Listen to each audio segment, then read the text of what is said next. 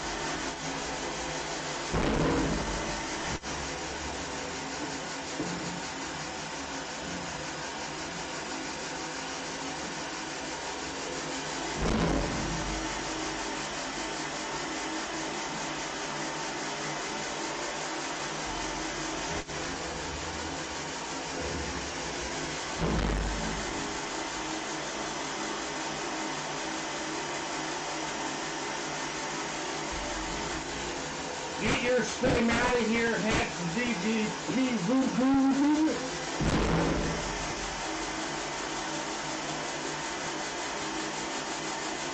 We don't need no North Koreans up in here.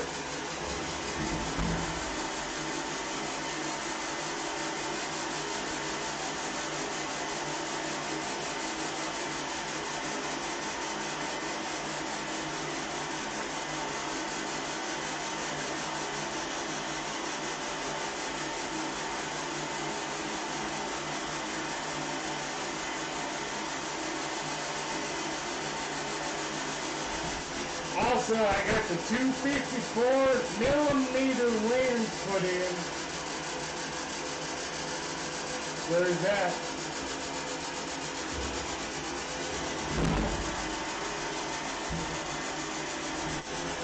Hey kid, can you hear me?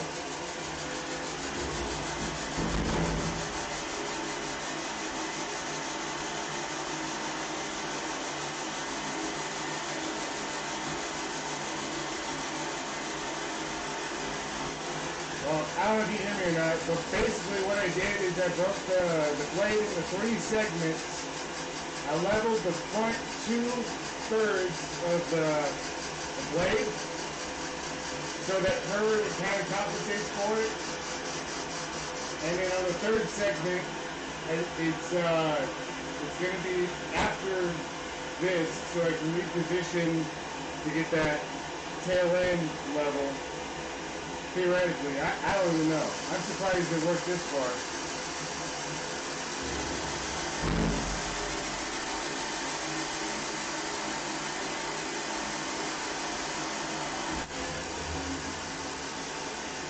This is level. 1, 2, 3 segments. This is level. When this is done, I'll reposition this part level to do that at the end. I don't know. It's all theoretically. I'll put the mics on here a little bit. I didn't want to hook it up because I figured I'd be cussing and screaming.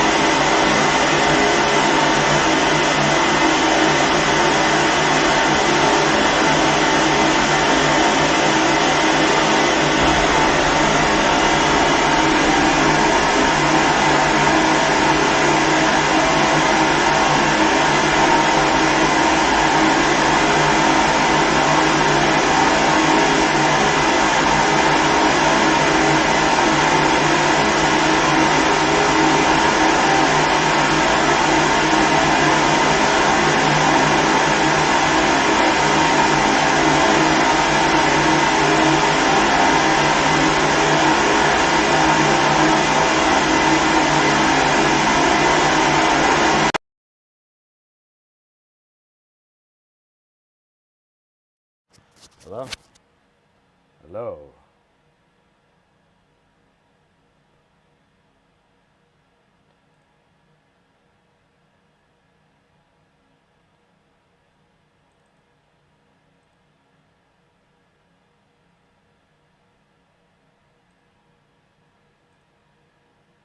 Testing. 1, 2, 3. can't hear myself. Testing.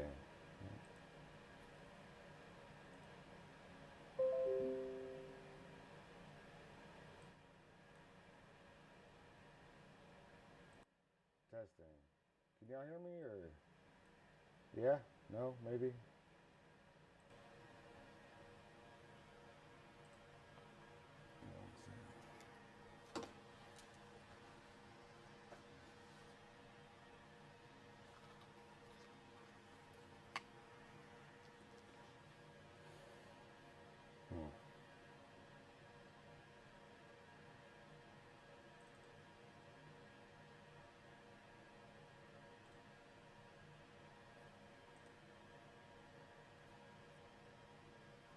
Sweet. Yeah, I got these wireless mics. Let me know if I'm too loud or I can't hear myself in the headphones for some reason. I'll have to troubleshoot this later.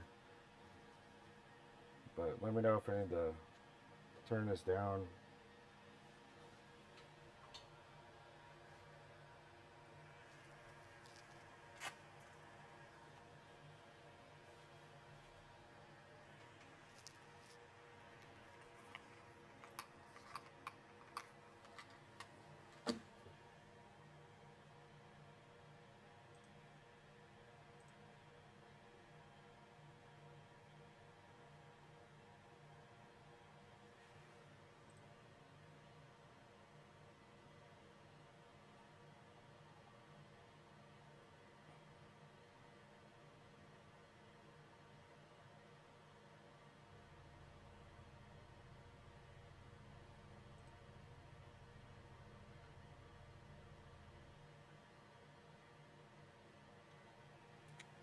Cool.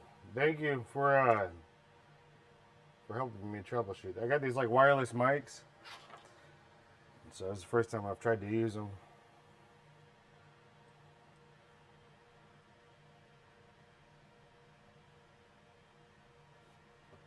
How do I do?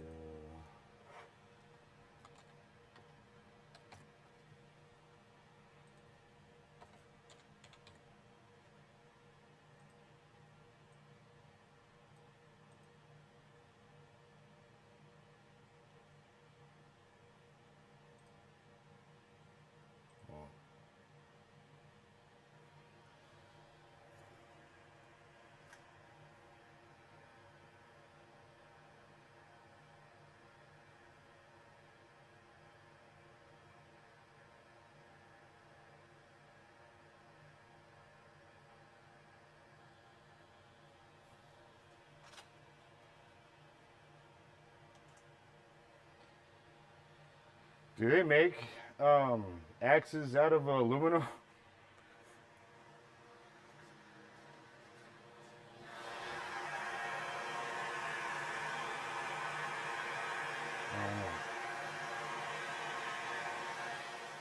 There is a little line there, but I'm gonna run this probably, I don't know, a bunch of passes.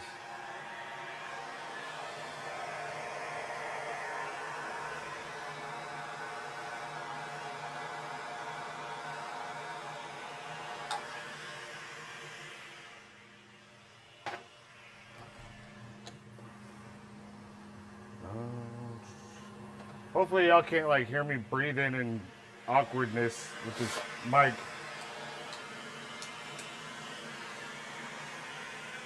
Because if that's the case, I need to readjust. I don't know how to do the like turn it off and on. So it's like a X-rated.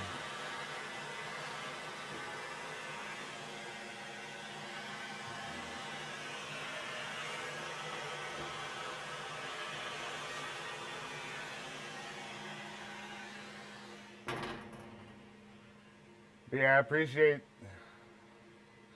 the comment on the design. Yeah, like firefighters are like CrossFitters, just more badass. They get all excited about this stuff. This volunteer fire department, I grew up, going to a place about an hour north of me. We had property out there, and this was the Like back in 2011 when we had the forest fires out there, this was one of the units that was out there helping save our property. We lost probably about 30 acres, I think it was, but we could have lost a lot more. Thanks, Sport Brand. You look really, really good too. Yeah, I got an air compressor. Since I broke this door yesterday, I don't know if you can see here. Right here? Yeah, like I broke this all up. So what I may end up doing is drilling a hole, like right here, and then running like my thing. I don't know. Pretty sure a new door in this thing's just gonna be really expensive, but whatever.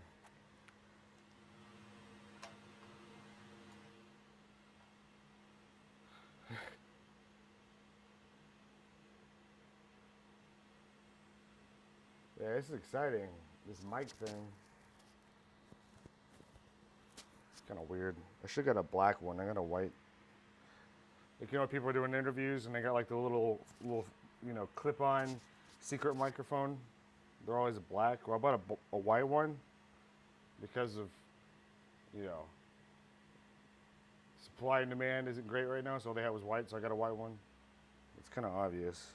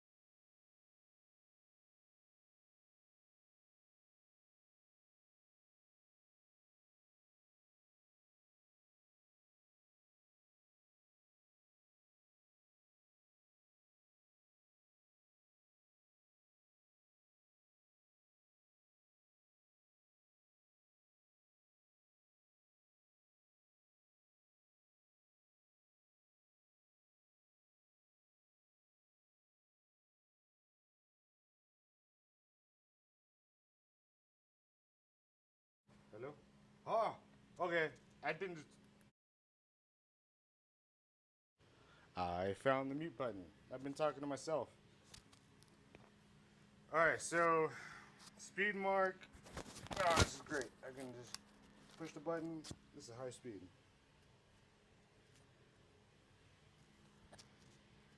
So the deep engraving element in speed mark, you can't do that in segment.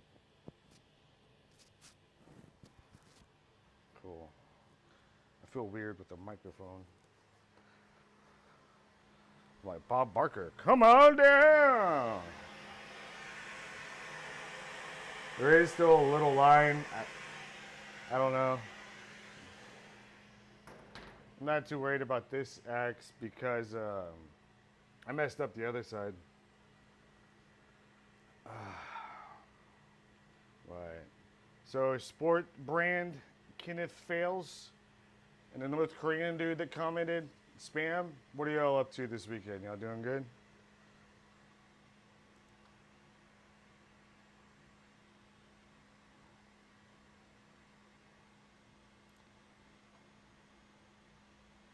All right, so is that? I know there's a way to set up. Well,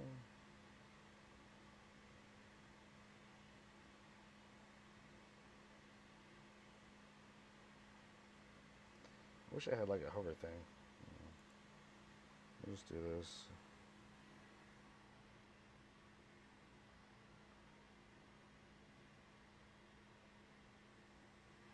Okay, that's the best one.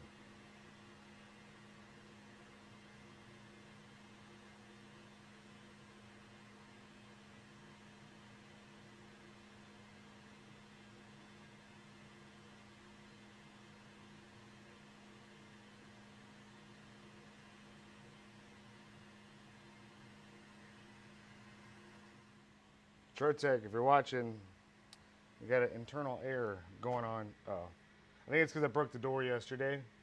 Like if the, it looks like what you would think like if there's a little dinosaur in here, and like trying to smash through the door. That's what happened basically. Except there was an Allen wrench, and with segmentation, before you start a project, it automatically like readjusts and moves the axes. Well, the Y decided to get crazy and smash the Allen key thing into the door and just not stop. Just kept going. Like, let's knock this door off. Heating pad for your back. Dude, I feel you, man. I got hit by a drunk driver in 2014 and messed my back up pretty bad. Back pain sucks. I hear you, dude.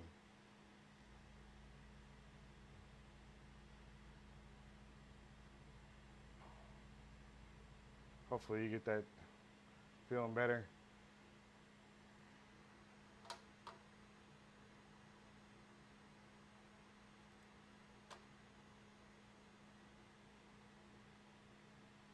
Yeah, I've been to the chiropractor in like over a year. I need to go.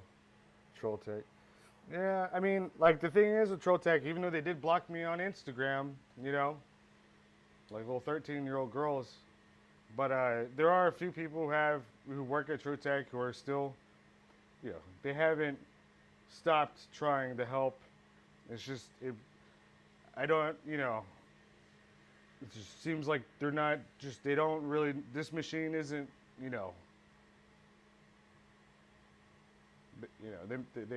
don't really know a lot about this compared to like how they do with their CO2s, which was definitely, I didn't expect that. Yeah, that drunk. I was like, here's the well, if I wouldn't have blah blah blah. Well, like I rolled out of class. I was going to community college. I rolled out early, just dipped, being a little shitbag. Like I'm gonna go home early. And then so when I get out, I was over there in Frisco, Texas, um, and I was at a red light. Didn't even see the lady. Just right in the back of my Jeep, and she went up under. broke this, like, she hit me so hard, like, my seat broke. The Jeep was totaled. And that was the first car accident, like, I've ever been in. So I was just really confused on, like, procedure and what to do. And she was trying to stash her bottles of vodka and stuff. She was completely destroyed.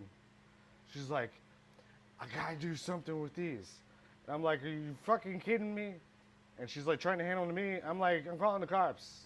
Yeah. The cops came, they arrested her. That was the whole thing. But yeah, my back. It's not fun. Back pain sucks.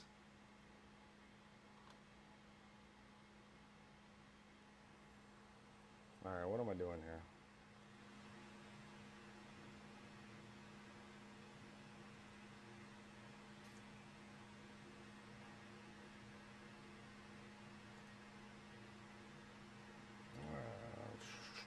Let's do it one more time.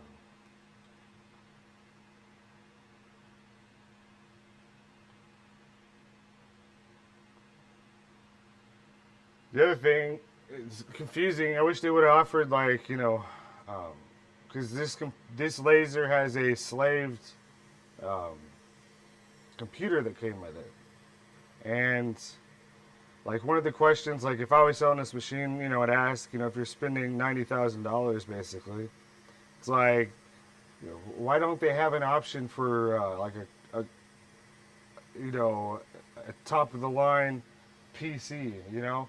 Yeah, it costs more, but you know, that's something I would offer. Basically saying, because like my main desktop that I use, like I just got it. It's got an i9, like 10 cores, 64 gigs of RAM. I got the, the newest GeForce Ti, whatever, 3090, 3080 Ti or something. It's $5,000.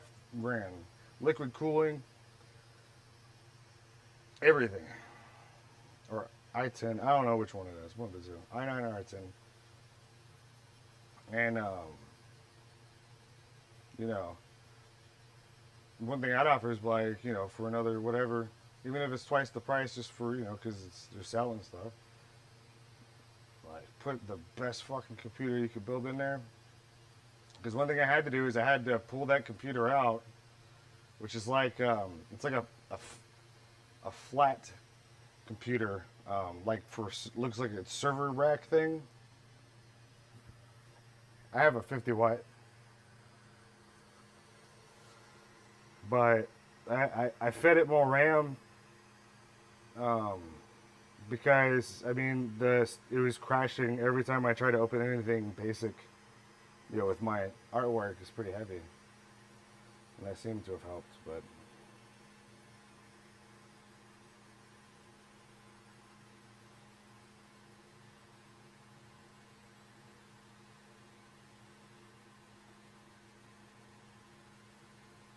Yeah, it's a 50 watt.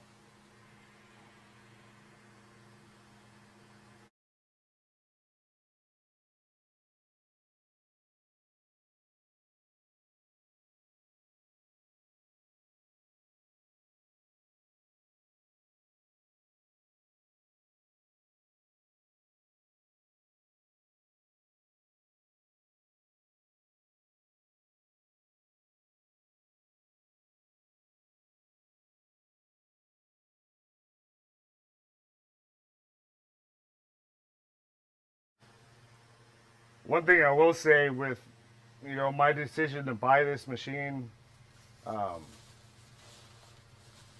it's put me in a weird spot because, like, I know the machine is it can do it, you know, I know what it can do, and I love the machine, and I'm excited for the potential I know it has.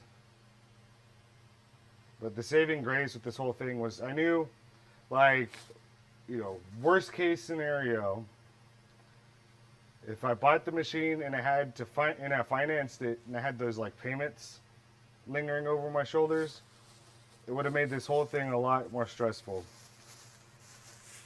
So that's why I paid in full for it, cash, because that took away, you know, worst case scenario. I end up like a situation where I'm in now, where I'm not getting the level of help and stuff that I expected. You know, at least I don't have payments and stressing out about it. That was the smartest thing I did with all of this.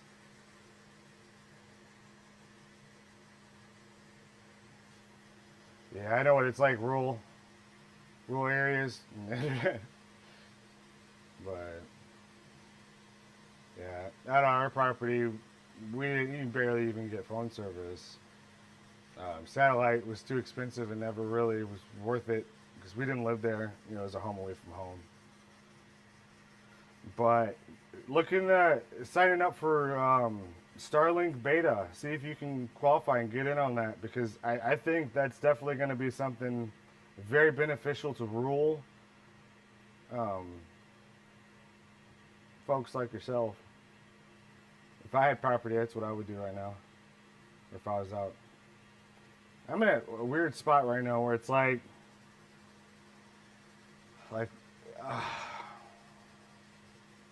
part of me just wants to move and buy some land with a house on it and a shop out in the woods.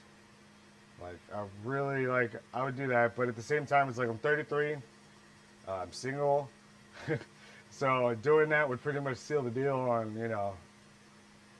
dating and any potential with that with the future, because I've been focusing on business, my business. So I hadn't been worth the time investing and dating and all that with this. But if I move out into the sticks, that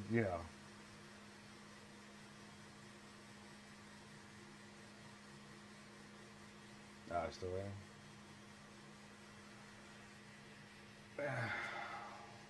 Yeah, Starlink. I mean, that'd be really awesome for rural. Hopefully they get y'all figured out. I'd say probably with the pandemic and everything else, they're not at full speed on,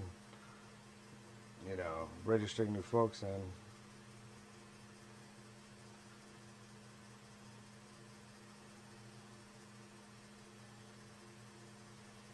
But yeah, dating. Like, you want to come back to my house or live in the woods? I got a laser in the woods. Yeah. Put that on my Tinder. Ugh.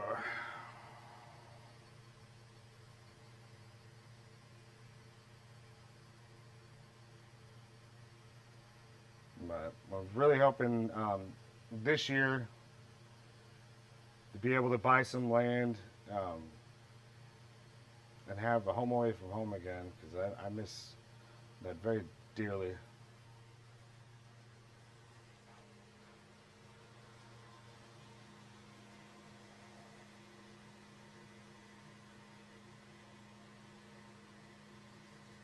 Nice. Yeah, see, like, are you married? Do you have a family and stuff too?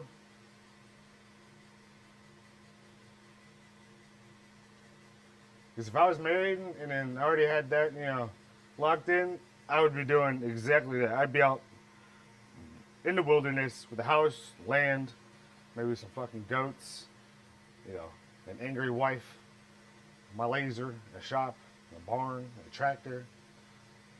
But doing that and being single and trying to date would just be not even worth it unless, go marry some homeless lady under a bridge.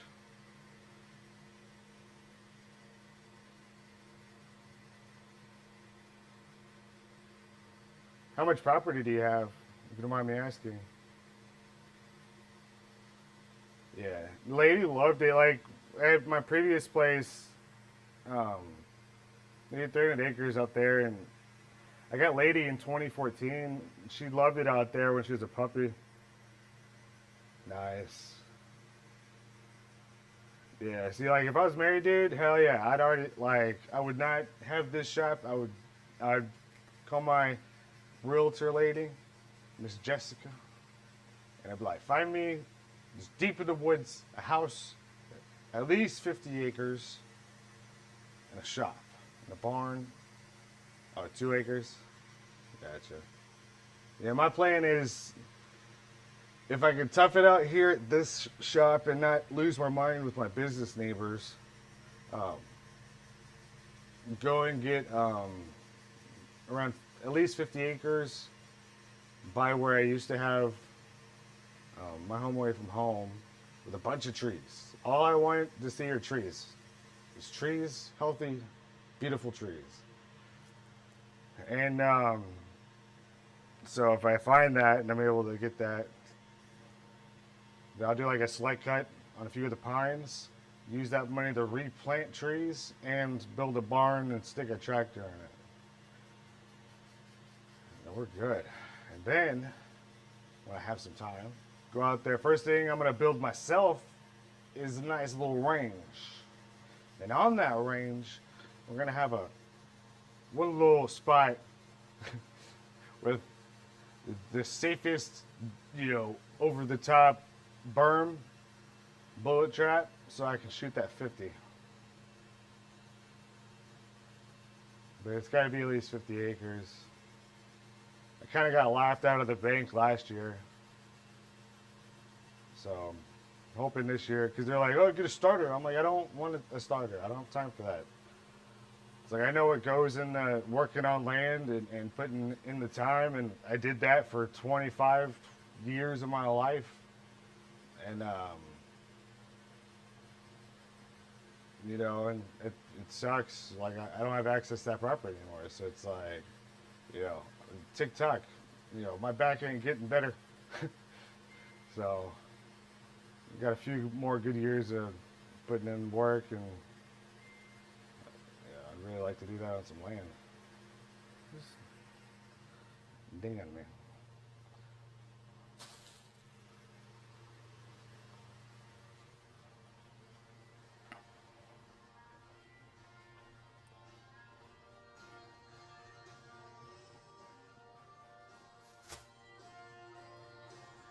Oh, it's awesome.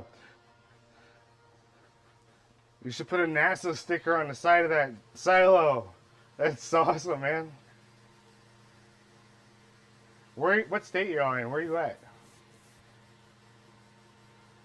That looks really cool. I'd put like some fins on the side of it or SpaceX. Hey, actually, you should do that. Put a SpaceX logo on the side of it, like that new rocket they're building.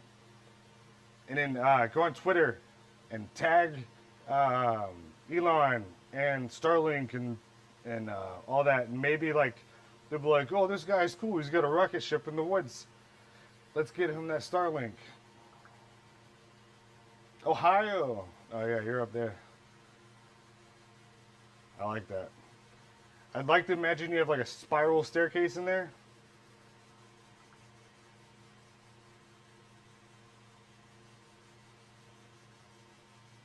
Yeah, if y'all got a CO2, I mean, shit.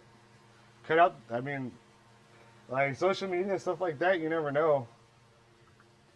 Get that CO2, put a SpaceX logo on that thing, and tag everybody.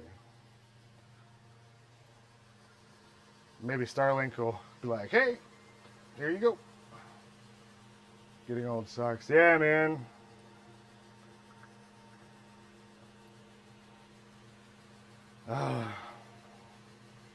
I'm surprised I made it this far. Yeah, I can't stop thinking about like when I saw my stepmom over the holidays. She's like, "You're getting gray. You're really gray. How old are you?" Like 30. She's like, "You shouldn't be that gray." I'm like, "Man, that made me feel great." Like, yeah. Oh.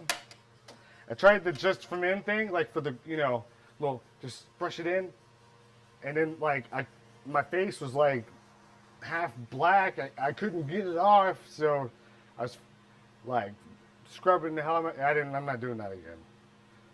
That was just really awkward. Just running around the bathroom, ladies like, what the hell is going on? I'm like, oh,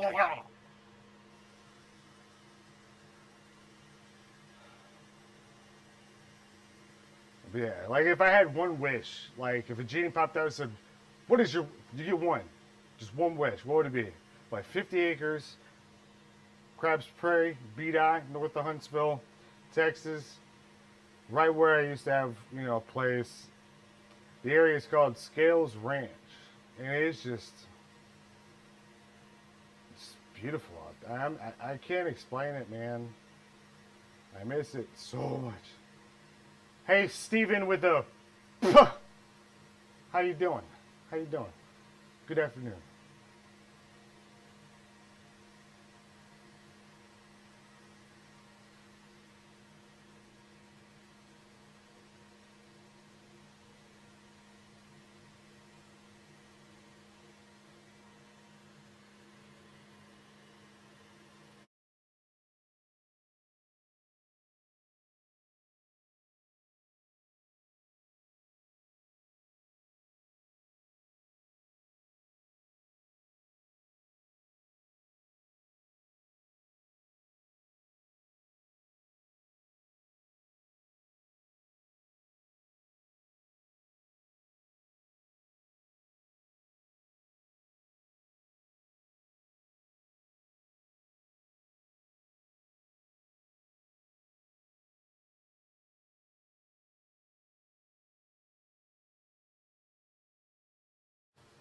Hey, Kenny, that picture you just sent me with the wooden door and the light, is that your silo?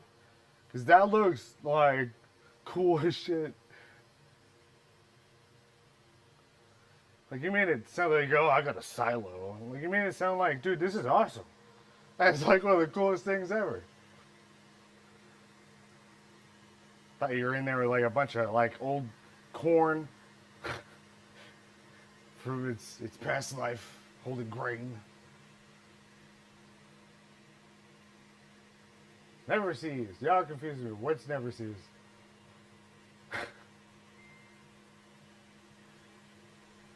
But yeah, I see your messaging me. It's hard for me to like. I'm way ADHD. Like I'm beyond my like threshold of things going on at the same time. So I have to hit you up on Messenger later. But those pics are awesome. Oh, the dinging. Cool.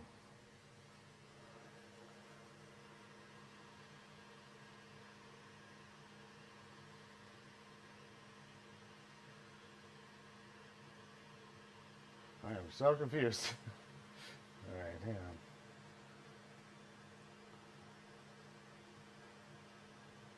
What's a hat brim? Is that silo speak? Is it like y'all up there in the north, man? Y'all lucky because like y'all got like decent weather. Winter probably sucks, but down here in southeast Texas, it's always humid. Everything's always just moist and the summers really suck. And so like that silo would be awesome, but man, talk about you'd have to spend so much money insulating that damn thing and air conditioning. Thanks, Steven. We'll see. I mean, it could have gone a lot worse so far, so I'm optimistic. I wasn't coming into the shop today. I ate a Subway sandwich, just very angry. You ever eat a sandwich, you're just like, just, like that's what I did because I'm like, this is not gonna work.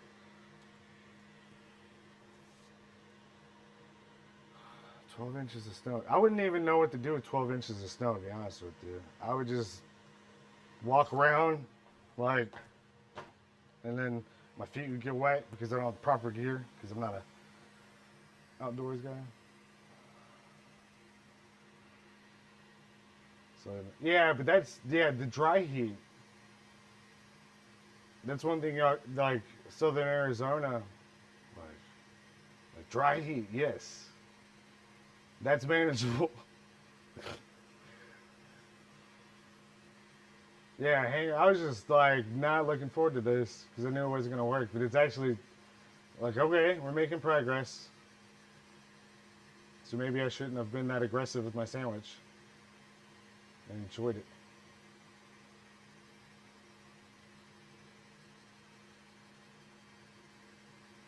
Move what? The axe? Not yet.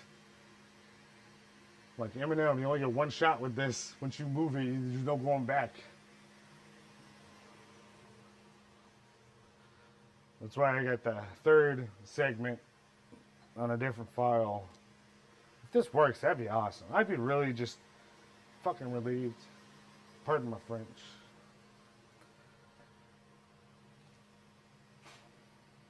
There's so many pockets. I went to the Army surplus store yesterday, and I was like, holy shit, they got pants, cargo pants. Just, regular,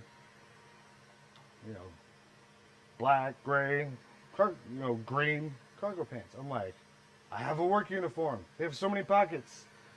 There's so many pockets, in fact, that when I was at Subway, I was like patting myself down like I'm a TSA agent. I'm like, where's my wallet? And I thought I left my wallet at home, and some lady bought me my sandwich, and I was like, oh my God, this is great. You're the best lady ever. I'm gonna go eat this sandwich very aggressively. And then when I got to the shop, I'm like, oh, there's more pockets. And I was like, oh, there's my wallet. Oh, I'm an idiot.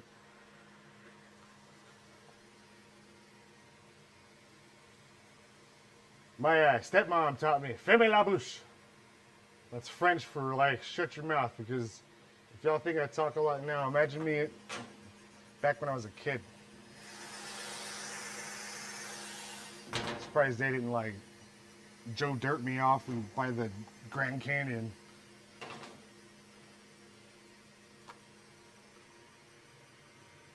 Fermez la bouche. She's from her and her family over there in New Orleans. New Orleans.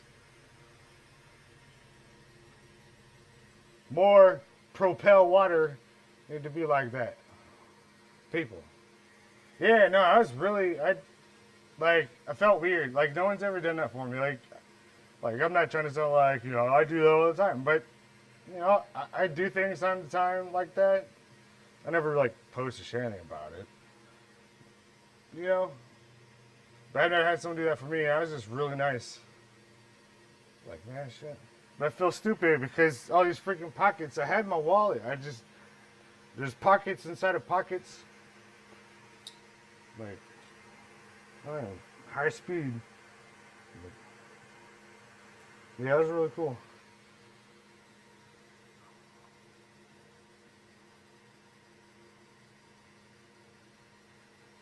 Now, if anybody's new here that doesn't own a laser or ain't know much about it, if you're wondering why it looks like it does now, is especially with steel and stuff, it looks cooked and ugh. That's just how, it's like when you pour Coke into a glass, and all the fuzz, that's what that is. You just either drink it or wipe it off.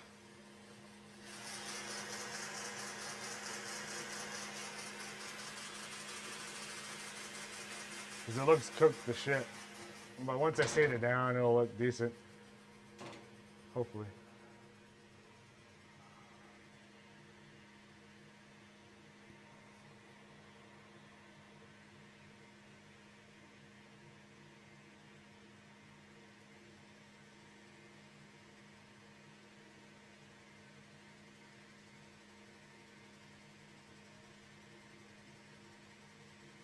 So, Kenneth and Steven, y'all get back to your machines. Go make something. Bring your heating thing for your back in there. Or do what I do, just drink a bunch of water and ibuprofen.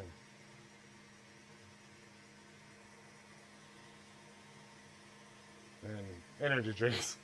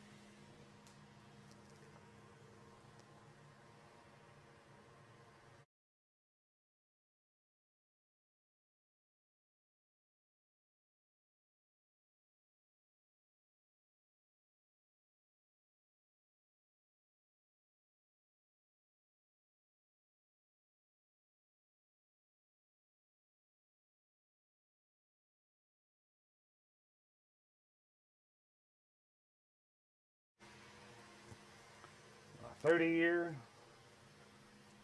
coin. Nice. 30 years, it's good. Nice.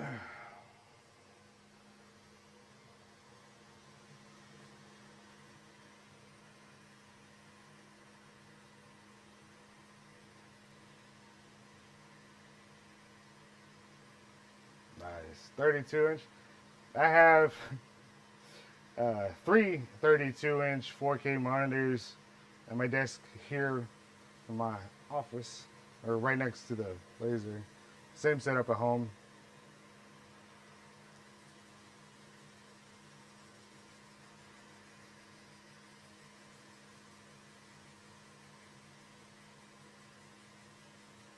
Yeah, 30 years. I mean, congrats. It's awesome. I'm over here like, I shouldn't have a drink, I don't like, drink a lot, but tell you what, between this laser, my back pain, and my wrists, and stress levels, it's nice to have a glass at the end of the day.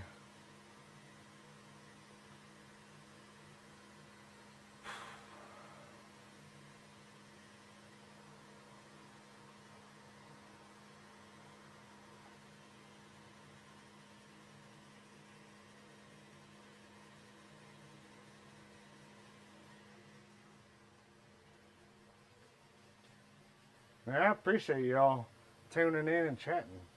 This is exciting. I'm not sitting here running around yelling at this machine. I can actually kind of talk to some people.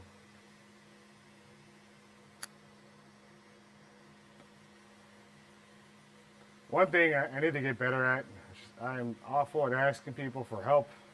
That's kind of where I'm at right now. And not like free help. It's like, how do I, do that? Because as for now, I've been stubborn. The only thing I didn't move into the shop was my gun safe and the pool table. Everything else, I did it myself like an idiot. And there's so much to do, and I just don't have time.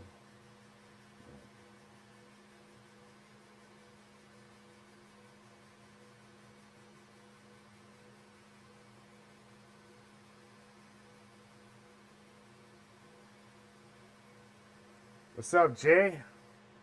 Congrats on the new lens. What machine you got? If you have a Trotec Speedmarker 1300, then yeah, you're gonna have a bad time.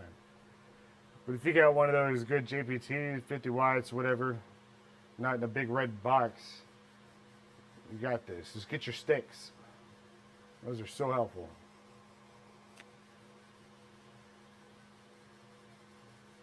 How's your Saturday going, Jay?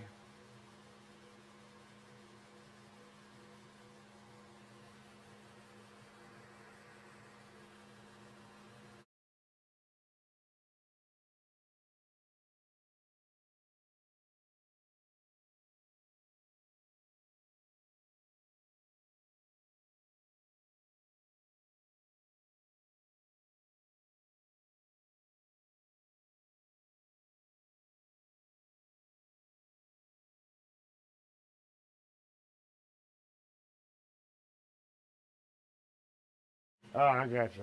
Yeah, nothing wrong like with those Chinese ones. If you buy it from like Richard Zhang, you know, like there's a reason why I got this machine over doing that, because that's what I would have done.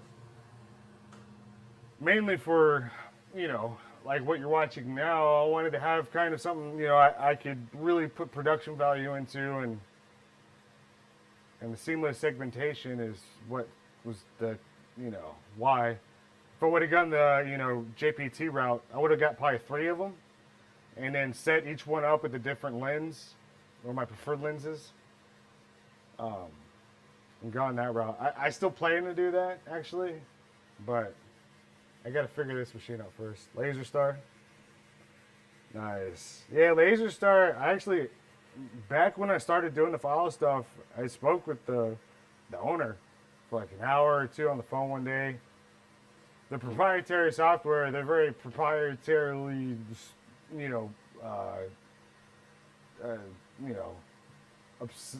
what's the word I'm looking for?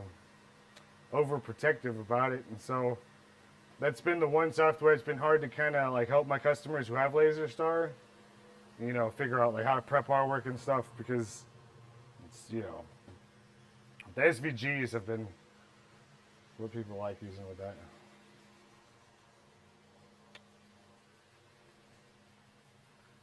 Yeah, no, Jay, like that's the other thing too, is I don't want people to think like because I didn't get, you know, a JPT that, you know, that they are any way, you know, subpar in a quality machine, because those machines are awesome. They can do the job. So, you know, you're good. Don't downplay it. That's awesome, man. Yeah, it's weird, Steven. Like, I've tried to reach out to him before. There's even a point where I'm like, if you have a Laser Star, just don't buy my stuff, because, you know, last thing I'd hate to have happen, and which is kind of what I was running into early on, was, you know, Laser Star customers were buying my stuff. I was trying to reach out to Laser Star to, like, you know, get help, or, like, you know, have them send me a demo of their software or something so I can learn the process. And there was just like, you know, I don't want to bash Trotec every 5 minutes, but unlike them, it's like I wouldn't sell you guys something that I didn't know anything about, or, you know, every aspect of that I possibly could know to make sure y'all are squared away. I wouldn't sell y'all something that was, you know, complete bunk. Yeah, back in on that, yeah.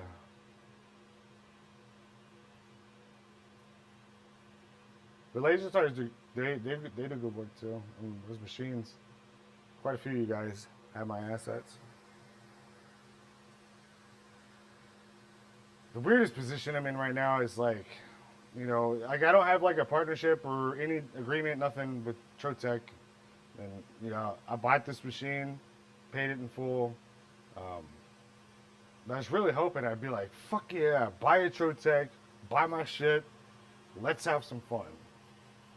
Because, you know, because that was the biggest thing where like people were like asking me, you know, what machine should I get? And if they were interested in maybe more than the JPTs, I was hoping like, hell yeah, buy a big red toaster like me. But now I'm in a weird position. I get asked like so many times a day from just random people, which is fine.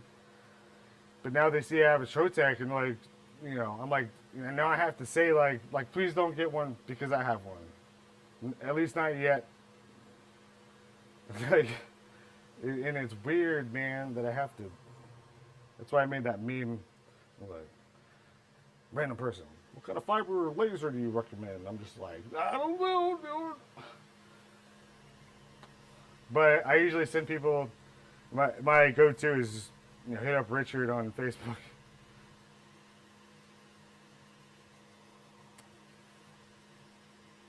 Yeah, the motorized X-axis.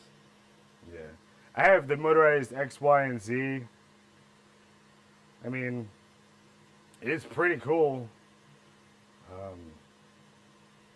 It's just, you know, I kind of feel like, you know, I bought like I went to a storage auction and I got a unit for $20, and then I open it up and there's a spaceship inside of there. It's mine. I got a spaceship.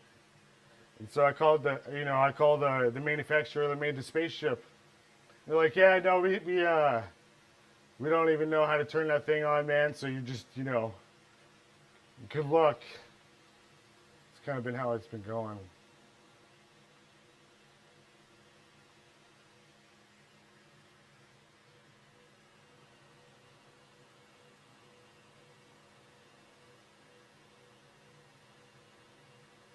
What's OV?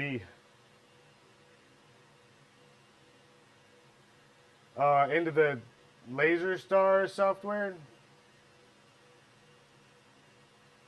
Yeah. Well, the thing is, like, it's depending on how you're putting it in there. Because if you're prepping, like, one thing I do recommend still, even if you have the Laser Star software, like Adobe Illustrator, design what you're going to make in that. Even though I know Laser Star software has, you know, that kind of thing where you can make your thing in there, but especially with the patterns, because the patterns is like this like it's hard to explain. Like it seems simple, but like what I made for you guys with that, it's why like you don't can't really buy like that anywhere else because it's very complex and very specific in how like it, you know, Corel can handle those patterns in the swatches, but it's tricky. So that's why like I recommend, you know, if you're going to be using the patterns, the like AI to get the full potential out of it. And so, and I know some people, you know, are you know, the price of the subscription, but I'm telling you, like $20 a month, man, especially if you're doing this as a business, like it best investment. And I'm not some Adobe fanboy. Like, I started in working in sign shops after I got home from the army, and like had a few jobs. Didn't really hold anything down, and I was like, I'm gonna go work in a sign shop. All I really knew was I didn't even know what a vector was, but I used Corel Draw for probably 3 years. And so, you know, I used that first before I even touched Adobe.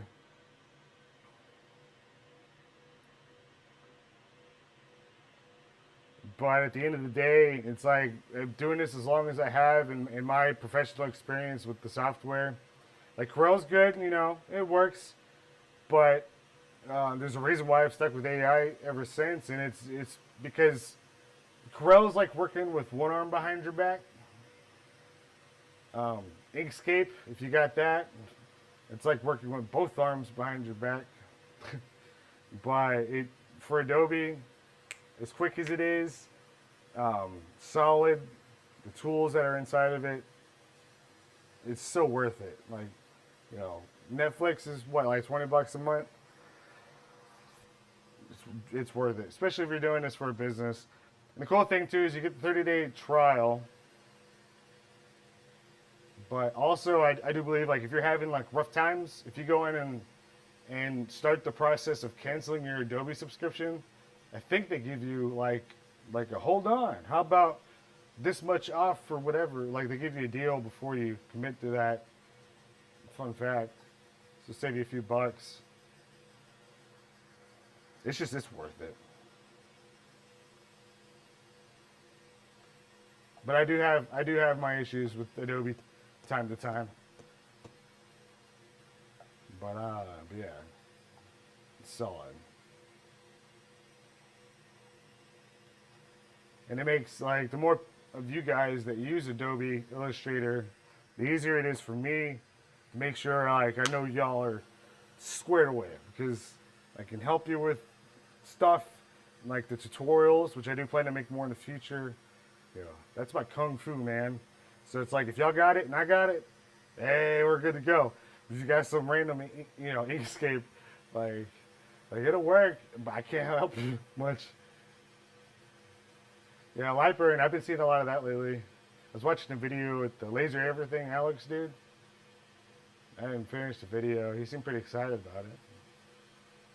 I don't know if I'd be able to use that with this machine, but, you know, after, like, you know, I spent 2 years looking at what machines did what, and what software did what, and, you know, after this Trotec Speedmark software, you know, EasyCat doesn't look so bad.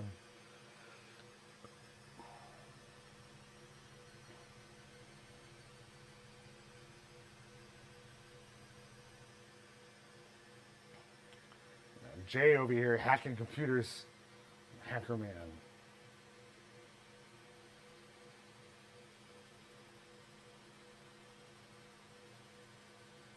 Yeah, but when it comes to like code and software and all that, man, I go full Forrest Gump. I'm just, no, I'm not even, you know,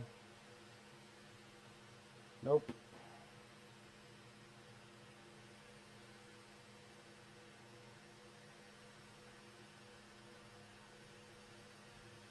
But Steven, if you ever need any help with the patterns,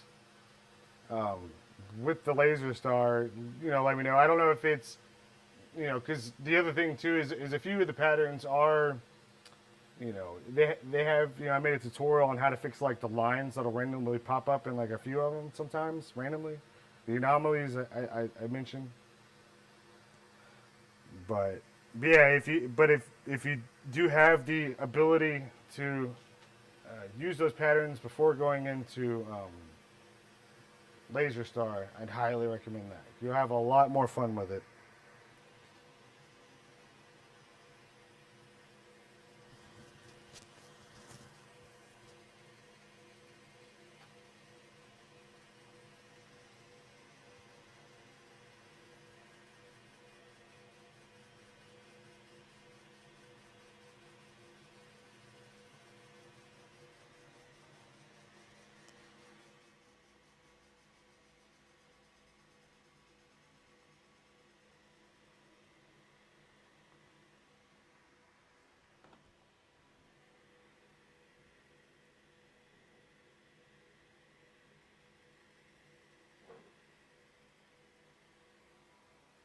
Yeah, no problem, Stephen with the PH.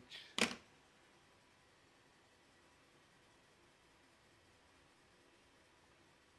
see, I don't even know what that means, the XY values. Because I look at like vector designing and stuff, like how I use Adobe Illustrator, I look at it like a tabletop. The artboard, tabloid size, 11 by 17, that's the top of my desk. Everything on top of that desk, I don't think X, Y, and you know, like my brain just doesn't work like that. So I've always looked at it like a tabletop, and everything that I have on that tabletop, I can do whatever I want with, because Vector and Adobe Illustrator, there are no rules. And if you mess something up, you can always go back. But that's how I look at it and play around with it. That's how I've always done it. That's why, like, another thing, like learning curve wise, like with this machine, because now I have to learn, and focus and be smart with X, Y values and numbers and metric system and millimeters and. Whew. The ultimate scroll bundle, hell yeah, man! That bundle. The other thing too is like, for the new folks who may not know, like I spent months sketching out in my sketchbook, practicing my scrolls, and those sketches are what I used for that bundle, for the ultimate scroll bundle. And then as for the new bundle, the CB scroll bundle, the coloring book, that's what the CB stands for. I made that coloring book, and all the scrolls in the CB scroll bundle are from that book. I was able to prepare the artwork in such a way I could go back and pull out the good ones, and that's what that is. Some people ask, like, if people are curious if there's any of the same stuff in those bundles, completely different. Yeah, everything's millimeters now. Man, it's getting easier. I'm making that conversion myself. The hardest part is just the visual. Like, you think of an inch. All right, gotcha. But if someone like, I kind of like visualize it now, but someone's like 50 millimeters, scale wise, what is that, like a loaf of bread or a Twinkie? I don't know. Like, it just doesn't pop in my head automatically. Yeah, with AI, you can get a 30-day free trial. I promise you, like, especially if you're investing money, like, into my assets, and you're running a business, and you're doing this, this is what you want to do. Like, I promise you, you can't go wrong with AI. Yeah, it's $20. I'm telling you, unless this is a hobby you do with your grandma, maybe that's not for you. But if you make it, it's a no-brainer. Why make your life harder to save $20?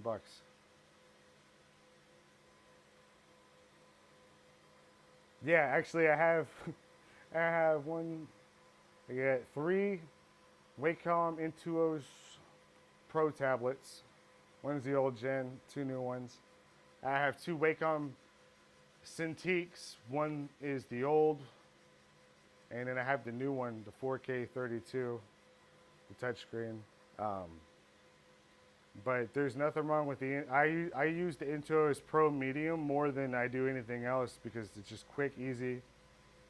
And you know, the Cintiq is fun, but you got to be patient with it and take your time, which I would love to do. But also, you know, I can't just lollygag around for 5 hours on something that I could do on an hour with the Intos. But blob brush in AI, shift, the hotkey, push, hold shift, and push B, blob brush. Nice. So I get going, that's how it starts, man. Fragout design started when I was, you know, sleeping on a couch at a friend's house. You know, just life was not great at the time. Every evening, I had to grab my computer, put it together in the kitchen table, do some side gigs, take it all apart and put it back in. And I did that for a while, and that's how Fragout design started. Out in Cut and Shoot, Texas. Shout out to whole Grissom and his family and Nick for, you know, being there during that time and giving me a roof over my head, allowing me to use that kitchen table, because that's where this all started.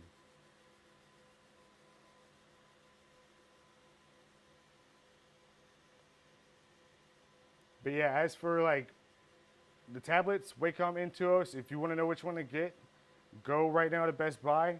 You can buy the Wacom, if they have it in stock, the Wacom Intuos Pro Medium. That's all you need. It doesn't have a screen, but you know, you'll get used to it. I promise you. And it's quick, easy, and affordable, especially if you're looking to draw. And shout out to Brad Albright, the one class like I didn't fail in community college. He's like, I think he was my professor, and I already knew AI, but I was taking the class because I was like, you know, I need a degree to be, you know, respectable, which is bullshit. But I did take that class, and the best thing I learned was, you know, he took his time to say you may be interested in using a blob brush, which I didn't even know was a thing. And that's what I use to draw with in Adobe Illustrator for the tool. And oh my God, that was what changed everything. It's like using you know, a soft tipped marker. It's beautiful. So hotkey Shift plus B, and I'll pop it up. And what you're going to want to do also is if you have a tablet or something to draw with, when you have the blob brush, you know, ready to go, hit enter on the keyboard. Now pull up the settings. And if you have a tablet, the first bar where it's like size or whatever, there's a little tab where you can drop down, change that to pressure, and have fun. This is fun.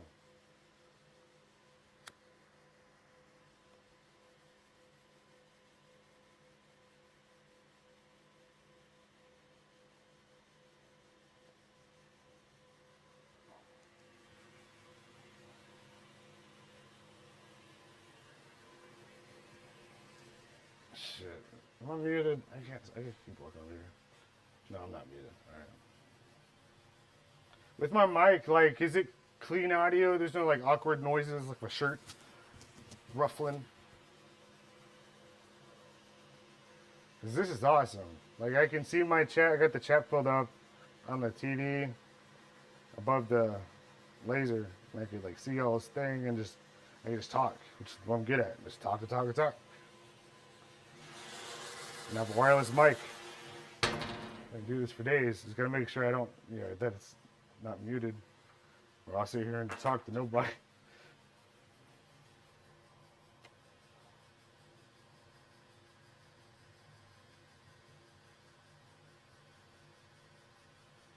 But yeah, if you do get the Wacom Intuos Pro, get the medium.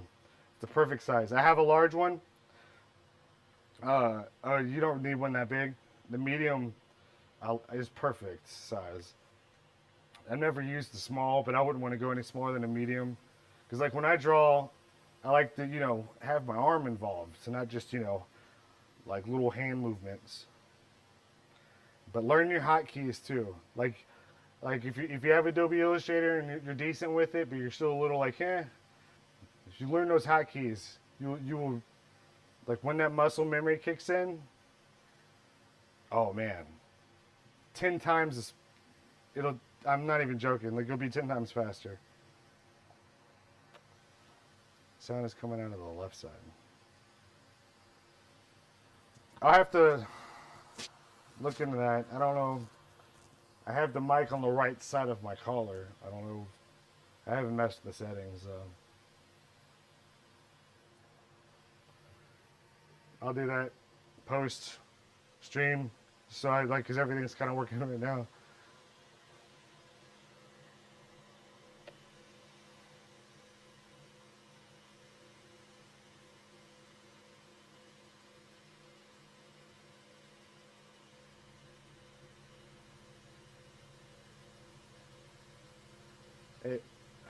Oh yeah, it's clean over there. Yeah, the tablet, man. I mean, the Intuos. Some people are like, they trying to figure it out. It confuses them because it doesn't have a screen. So you're looking at your monitor, and the tablet's on your desk. You're not looking at it. So that disconnect takes a minute to get used to, but once you get past that first frustration, you're good. And I don't use any of the buttons on it. My right hand I draw with on the tablet. My left hand is what I use for hotkeys on the keyboard. And once you get that muscle memory going, dude, you're good. Like, it's, I'll be clicking buttons and stuff. I don't even, like, it's not, I don't even think about it. Not stereo. All right, I'll look into that when because I mean I literally just pulled it out the mics out of the box and just plugged everything in. It kind of worked.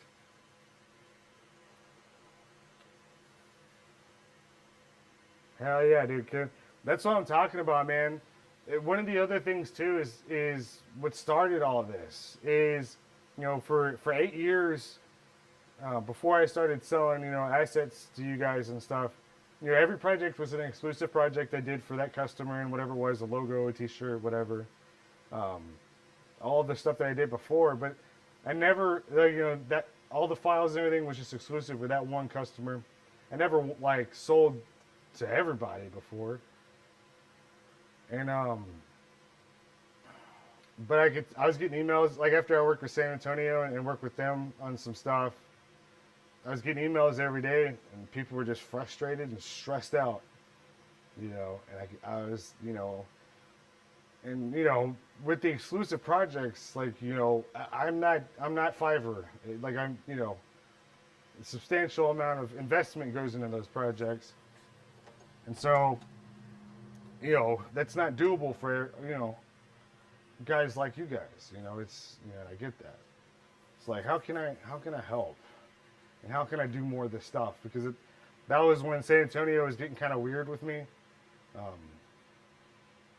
I think what the catalyst was like Fred offered me to move out to San Antonio and stuff, and I respectfully declined that job. As hard as it was to do at the time, I had things going on in my life during all that. I couldn't move, And so I think that's what made it weird. I don't know. Yeah, so I wanted to do more gun stuff, and plus they were hiding like me in the closet when it came to like the artwork they were using, which is fine. But I wanted to do more gun stuff, and then I kept getting all the grumpy emails. So that's what started all this. I know some of my stuff is it is an investment in itself. But I try to like, price wise have a wide selection of things, but also like one thing I don't know, I've never like made an announcement about it, but like with the bundles, when people ask if they can get like, can I just get like that one template or that one thing out of there, I've always said that, I don't break up the bundles. That's one policy I've always had. And so that, so it's fair for everybody that do put in that investment. But I try to keep the prices at a place where it's like, the hours that go into the stuff reasonable. I just went out, like exactly what you just said. Watching me here doing this, you went out and turned on your laser. This stuff's fun, man. I never, man, that's the other thing too. Like, when it came to like what I was doing at Fragout Design Studios for 8 years before the gun stopped, I didn't even know y'all were doing this stuff. My buddy came to me one day, he's like, hey, help me design a thing. I'm going to go get some magazines engraved. I'm like, what magazines engraved? What are you talking about? He's like, yeah, they got lasers. I'm like, hold up. So I'm looking at this. I'm like, oh my God. And I had no idea y'all were doing this. I knew like people had like, you know, desktop lasers and they were cutting wood and shit. I didn't know this was the thing though. And that's what changed everything, man. It's just like that.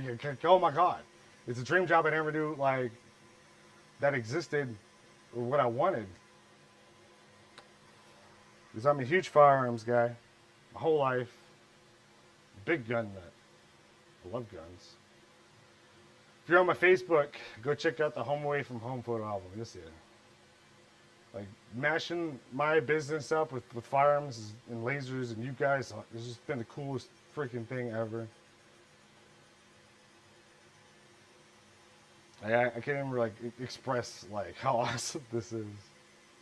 Barrel. Do you have a rotary? I as well have an AR-10. Thing's decked out.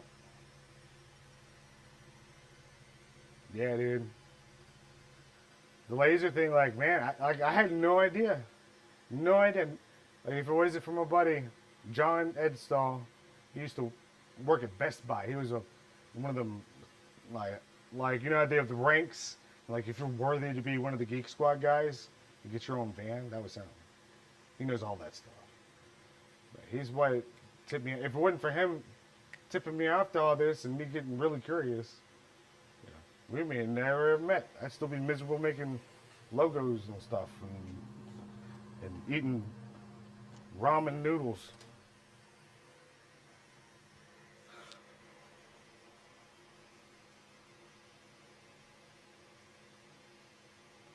Yeah, I like my AR-10. I went and sighted it in. I got the Vortex, the UH-1 red dot on it. And I like it. That's the other thing too. Like with firearms, like my whole life, I've been a broke. Like I grew up in a trailer park. Like I'm broke as shit.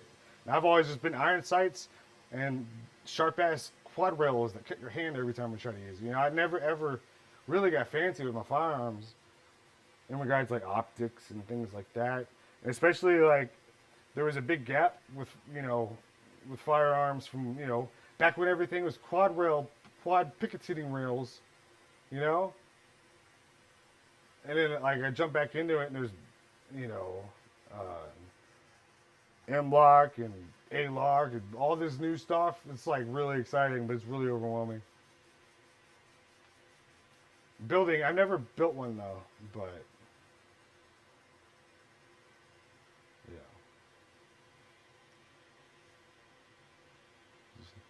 I wish there was like more time in a day.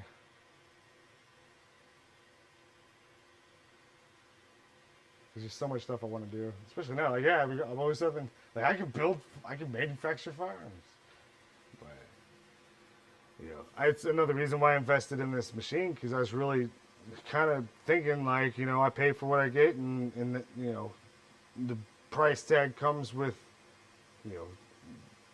not having to start from scratch on everything, but that wasn't the case.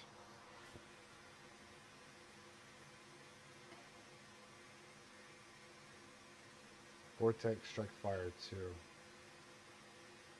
Is that the big one or the smaller version? Because I also went and bought some cheaper red dots that aren't like the UH-1.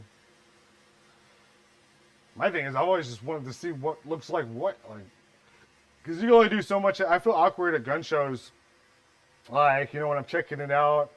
You know how gun shows are. It's like look and move. What are you doing? Shuffle. But like raising the firearm and trying to like figure out an optic that I've never looked through before, and also like raising the firearm and everything else. I don't like flagging people, even if it is a blue gun or whatever else. Social anxiety doesn't help on that front when it comes to like, you know, just taking my time, you know, just looking at everything. Like, no, I'm just like, I feel like holding up the line, the shuffle.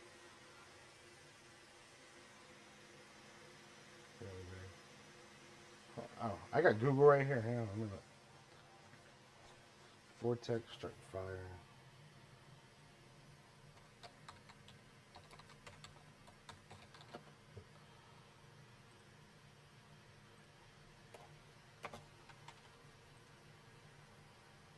Oh yeah, that one. I don't have one of those yet, but I do want to go pick one up just to see, like, what that one does. Cause I don't even know. It looks cool as shit. Another one I want to get one of the A card, not A card. What's the one with military uses the whatever.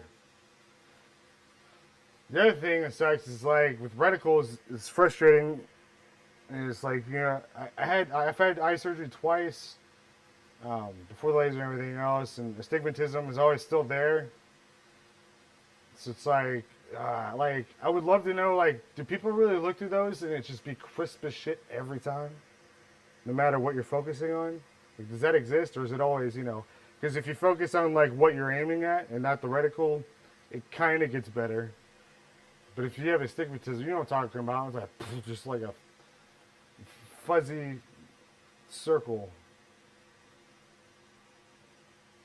But I did go buy a green. I went the Hollow Sun, the green. Man, these people really suck. They keep blocking my doors, man.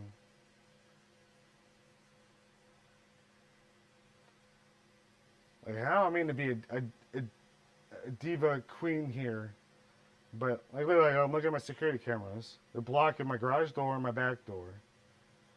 I spoke with them. I told them what I do and why I can't. I don't need. Is Stephen Wayne, are you in here? Because what are my options here? Because it's also a fire lane, so they're blocking shit. They're not supposed to park there. I don't mean to be a telltale, but I'm getting tired of this, man. Like, I don't understand, like the way the businesses that are next to me, that we're all running in the same building. It's like, damn, I just don't give a shit. Like, no respect. And, like, and I've been very kind and nice and giving to, like, let them know, like, please, this is important to me, you know.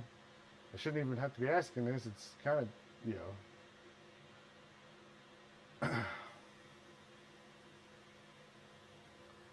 But especially, you know, being an 07 FFL, I don't like it when one of my exit points out of my building or entry points is blocked. Security hazard. And then the other neighbors that do park out in front and everything else, like, god damn, man. You know, if I sold cupcakes, it'd be one thing, but I don't sell cupcakes. I sell firearms. And at least, you know, people know that I do that here, the better. But apparently, you know, we should just have a gun show in the fucking parking lot. Everybody be like, what's going on? What's this Fragout design, graphic designer logo guy? What is he doing with all these guns? Surprise, bitch. Oh, an FFL. You want to buy a gun? No, we make sandwiches. I feel intimidated. Well, good. You wouldn't have if people just stopped parking in my spots and blocking my building. You wouldn't have known.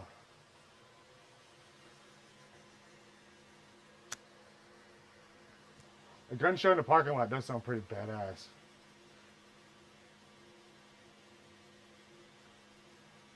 Not today, because it's all wet and soggy. I piss off all my neighbors. I'll rope this whole parking lot off. You wanna park in the parking lot? Too bad. I'm having a gun show today. I may do that.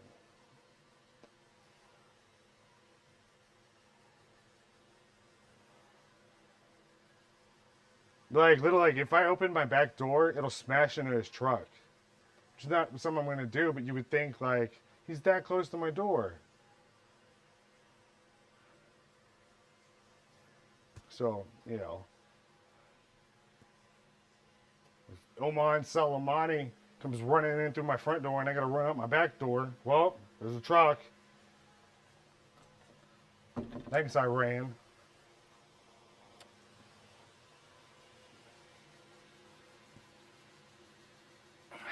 And the gun boxes was interesting. Like I reached out to that company, you know, just check in, make sure things aren't open up. I was like, shit, man, you know, cause like they like got a storage unit or something, and you know, they just stuff they had left over. It's not like they were trying to hide or being suspicious or anything. I'm like, shit, I'll get more gun stuff, like that. Let me know. I'll take it. But it's the two businesses next to me. It's the most frustrating thing.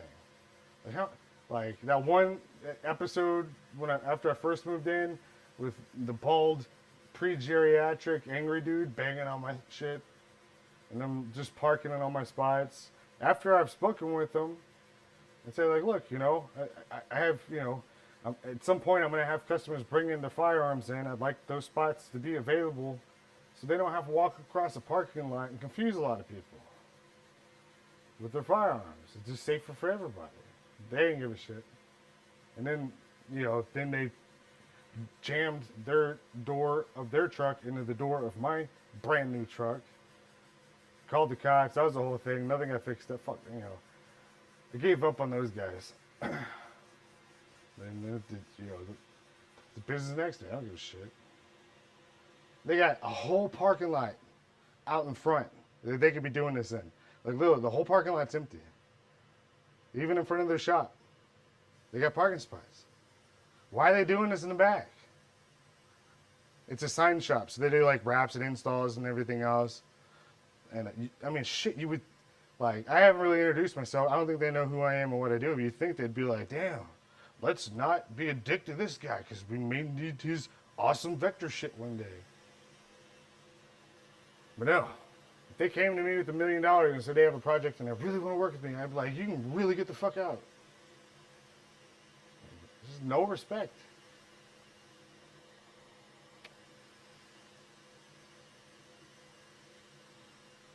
The thing is, like, I don't want to scare shit out. Last thing I need is any unwanted attention or reactions or scenarios that could possibly get me in trouble with having an FFL and the responsibility that it holds. Like, this is not, you know, a joke.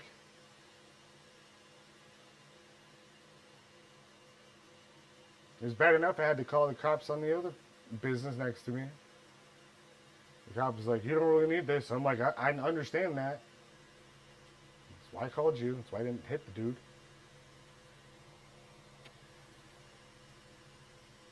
There's a reason why I don't have guns plastered on the front of my store. It just doesn't make sense. Because you would think, like, you know, we're all, you know, small businesses here. You know, this, you know, you're not SpaceX, you're not Google, you're fucking contractor and sign shop. You know, like, whatever. I guess I'm just a graphic designer next door with the pool table in this lobby. We don't give a shit about him. It's like, do I really have to go out and say, I am a federal firearms licensed dealer. I manufacture. I have guns, firearms, expensive things. How do I explain this to somebody? To like I don't, you know, this isn't a cupcake factory. This is why I keep asking for certain specific things that I'd like to have for the safety of everybody. But no. Yeah. I could see that, like, having your home-based FFL and everything else.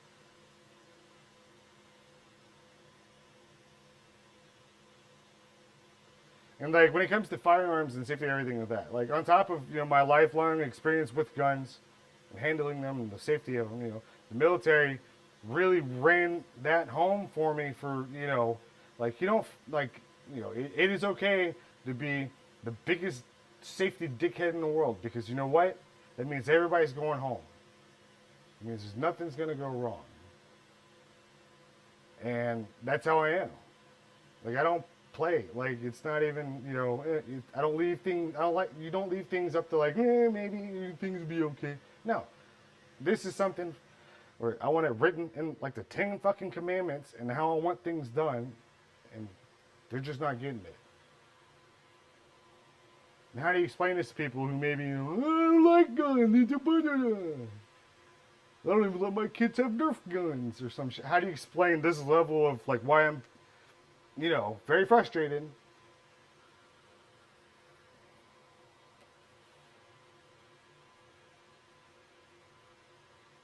But at the end of the day, I'm fully insured for my FFL, my business, everything that could go wrong. You know, you're lucky I'm not a shitbag or lazy. And I am this strict. Yeah, neighborhood-wise, all my neighbors, like, they don't even, I'm just, like, I have a 5-bedroom, 3,600 square foot house that I've been renting the past 2 years. I'm always there. I don't really chat with my neighbors. The times I have spoken with them, you know, I do graphic design work. It's all they really know. I'm good at concealing the comings and goings of said items from my house to my vehicle. So, I mean, there's just one neighbor. He's always just like peeking up the side of his garage looking at me whenever I'm doing something out there. Like, he's trying to figure me out. The less they know, the better.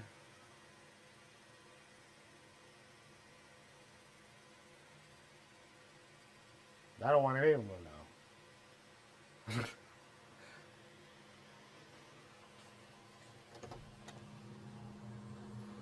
So I like it. I've never, like, that's been the other hurdle with this whole thing is my whole life, like, I'm not one of those guys that's like, you know, to strangers, look at all my guns, look at all my ammo, look at me, stranger, I am cool. Like, I never really, like, you know, I was very particular on how I shared these things, you know, but getting into being an FFL in this industry, you know, it's part of it, you know, opening yourself up to the world and what comes with that.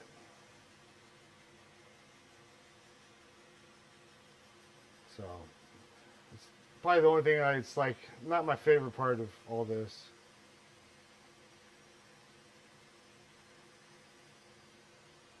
But also like I don't want the whole neighborhood coming to my house if shit hits the fan, because a lot of them, you know, I don't give a shit, man. I don't know any of them. All they do is lose their dogs and then post on Facebook about it, and fireworks when they think guns are going off, and, you know, random first world problems. You can be stealthy in the city. I mean, it depends on how city, because like technically I'm in the city, in suburbia, North Houston. You know, but you know, if you live around a bunch of people who know what, you know, Pelican cases and stuff, you know, there's ways. If you got a truck, it makes it easier with the garage if you have that too. Get creative. Get some guitar cases, bro. Go to a pawn shop. They probably have like a cello case. All your neighbors would think you're Hans Zimmer. He must play in a band.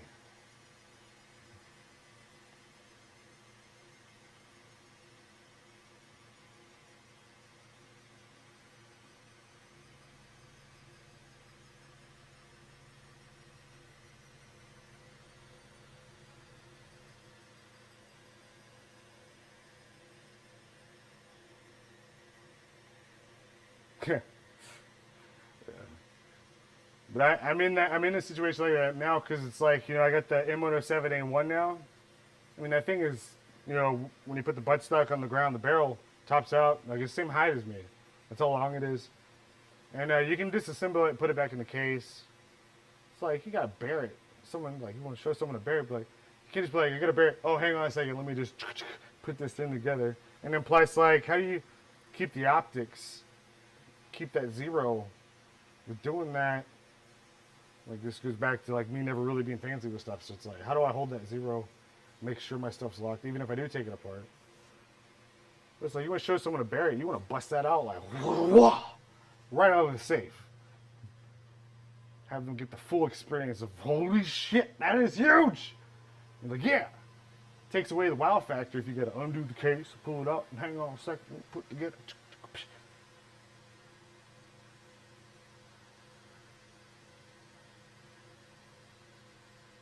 But that's where it comes to, like, if I want to bring it to the shop, if it's all put together, because I can't even find a gun case that could fit the whole thing in it. You know, if you just walk out the front door of my house, like, hello, neighbors. Like that Barrett 50 guy, you know, the memes, like 2 years ago. That dude was just so proud of his Barrett walking around, the 2A parade or whatever. That would scare, they'd be like, oh my God, why does he have a tank barrel? Oh, Karen's.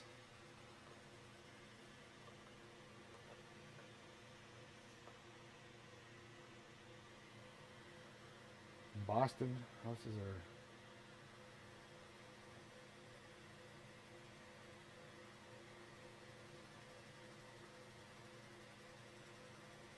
The 6.5 Creedmoor. Folding stock. I've been wanting to get one. I've never shot one of those. I didn't even know those existed until I started getting back into guns after a while. Like, ooh. I'd love to have a precision. I mean, I do have the 50, but that, you know, something a little cheaper to shoot. I just bought 2 mags for it. $200 a piece. God damn. These better keep me warm at night if I'm cold. Something.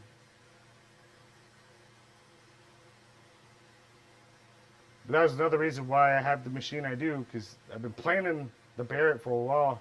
Because the goal was, like, if I was under the assumption how I was when I was getting the machine, like, I'd be able to hit the ground running.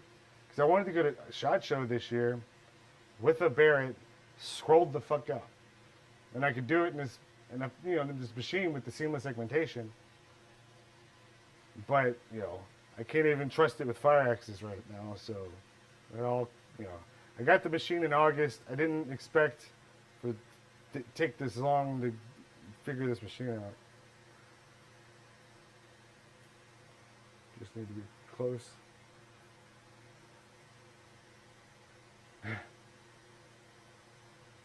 I just reach out and touch something a mile away and evaporate it from existence.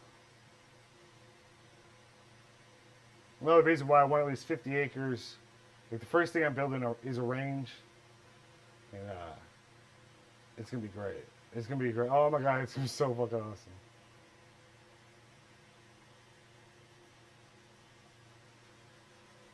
People off in the distance and be like, what the hell is that? Someone, what was that? All the trees are shaking. Because when you shoot a Barrett in the woods, or a 50 cal, because I've never actually shot a Barrett, but I've shot like Walmart brand 50s. And if you shoot in the woods, like when you pull that trigger, it's like you're like Moses with the bushes. Just everything is woof. It is awesome.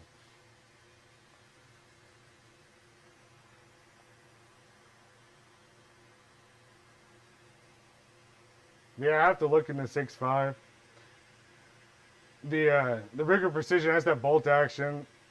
It's just like where I'm at, you know, it sucks because I was spoiled like my whole life. I had a private range basically to go to, you know, my home away from home. I go shooting. We had a section called the Pipeline. It was probably a good half mile. And now, like, not having that, because it's like, one, you can't, there's not any ranges around here that can handle, you know, what a 6.5, what you'd want it for, long range, having some fun, plinking some targets on so far away. Yes, sir, that's the key. That's the key. Land, you get the keys to your own kingdom with a bunch of trees and bushes. He shoots it quite a bit. That's like, yes, sir. That's the play. I'm excited. Being patient has been the hardest part. Because now it's like last year, amazing, record-breaking year, business-wise. Because last year I got laughed out of the bank trying to get a land loan. They wanted to give me a starter, and I said, start these. I know what I want. I know how to maintain and operate land, everything else. And I know where I want it. But you tell a bank you're a graphic designer and you show them the money you're making, they're like, you sure you're not selling drugs? Like, this doesn't make sense. You're a graphic designer. You on Fiverr? Can't make this money on Fiverr. No shit. So hopefully this year, I'm going to go back. Todd was my banker, my very skeptical, whatever. He brought people in like, look at this. He's like, look at this. Look at this. This. Right in front of me. The other banker was like, this doesn't make sense. This must be a fluke. I can't wait to see you, Todd. I told you. I told you.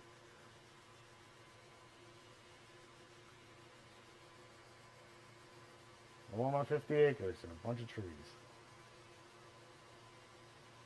Yeah, no doubt. I'm sure, like, I know, like, there's, within a few hours of me, there's a few ranges. But yeah, the money, it's like, man, I bought a Barrett, I'm already, in debt to the gun gods for even, turning this thing on, putting it in my truck. And now I got to spend just as much to go to a range that's mediocre at best, but just has the length. The bullpup 50. Maybe, I don't know. When it comes to 50s, like the Walmart brand, the off-brand type, Dr. Thunders compared to the Dr. You saw the Kentucky Ballistics guy. Just be careful, make sure it's not super creative 50s. But bullpup, I don't know. Like the ones we had at the property that Mark Walton had, he had two of them. And I don't remember the brands of them. They were both bolt action. Oh, yeah. And not in my wildest dreams would I have ever thought, like, I wish Mark was here, like, look what I got. I got a Barrett. You didn't have a Barrett. Checkmate. He'd be like, tickle pink. He'd be like, let's go hog hunting. We can skin it, shoot it. We can shoot it, skin it, and clean it at the same time. And cook it. Poof. No more hog problem.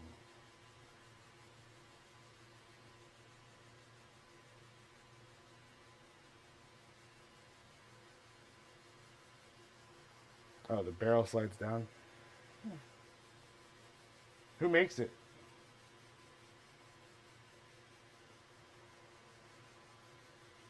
Like, and with the Barrett, like my M107A1, I mean, it's easy to take apart and break down. The hardest part is the spring, but that's just because it's new. Storage-wise, my thing is like if I've when I do sight in and zero my scope, I want to make sure, like, because I want to make sure that zero stays zero, good to go, even in the case. Taking it apart, I don't, you'll be close enough, but you spend that money at that range, that you had to go drive to finally shoot it and sight it in. It's like you don't want to take it apart and then lose your zero automatically. Yeah, 100 yards.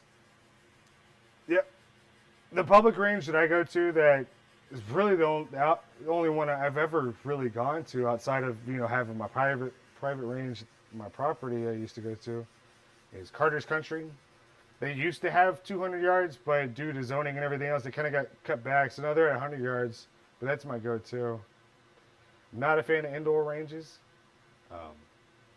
It's when you go to outdoor range, especially a place like Carter's, it's more than just a gun range.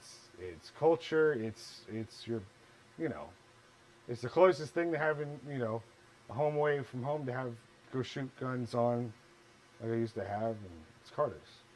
Find a Carter's. You probably don't have a Carter's by you, but I hope you're getting the metaphor here. You know.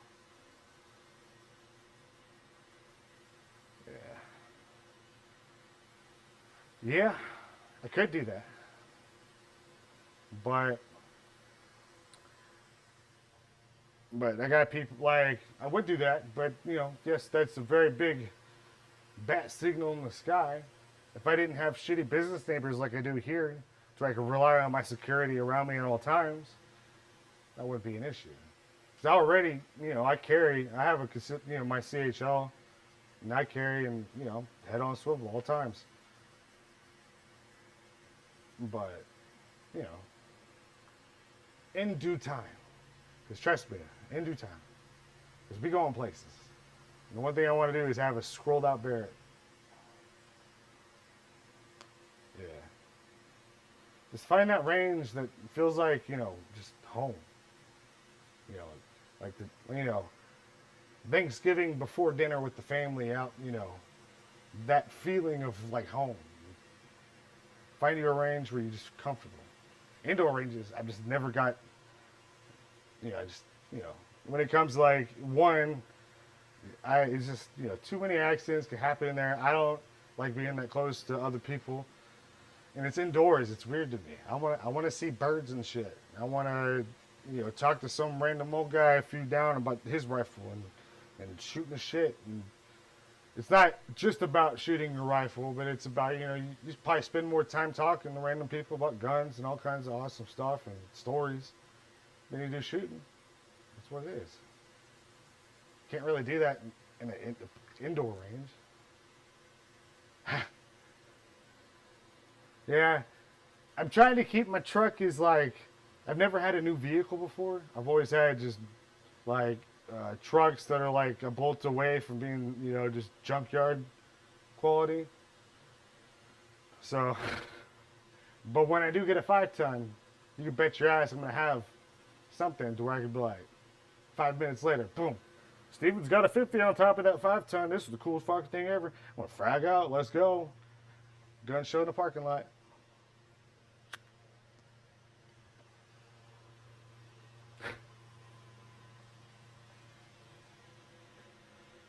Yeah, I love my Dodge, my Hemi, 4x4. I don't want to scratch up the hood. Not to mention, like, all I ever do is work. I'm either at home or at the shop. And so I buy, like, my truck is a 2020. I just hit 13,000 miles on it. I just got my oil changed. Like, damn, man, you not drive this or what?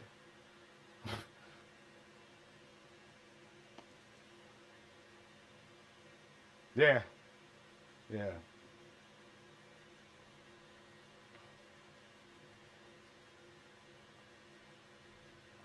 But that's why, like, also, I do miss having, my own range and property to go to. Like, if you're on my Facebook, if you go look at the photo album Home Away from Home, you'll see it. Like, it was the best thing ever. I love taking people out there for the first time, even folks who weren't very familiar with firearms, who were curious, maybe a little scared. Not once did anyone ever leave unsatisfied and just like they had a good time. It was safe because I make sure everybody, everything's squared away. But have a good time. And we had like a gooseneck flatbed trailer that was backed up to the range, and we had a skeet launcher on top of it. I mean, it was good times, man. Blowing up watermelons, making it rain, Gallagher style. I miss it.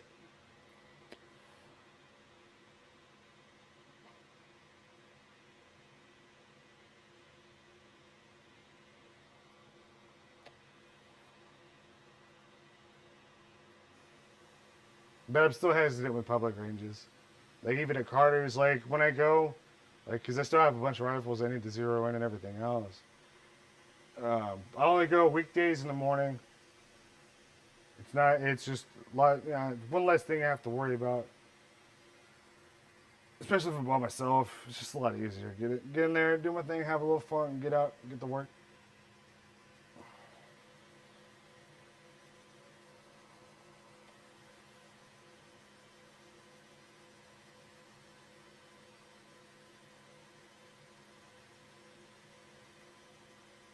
Once again, I appreciate all you guys tuning in. Kenny and Steven, yo, the MVPs for the day. Keeping me entertained. I'm stressing out staring at this big red toaster.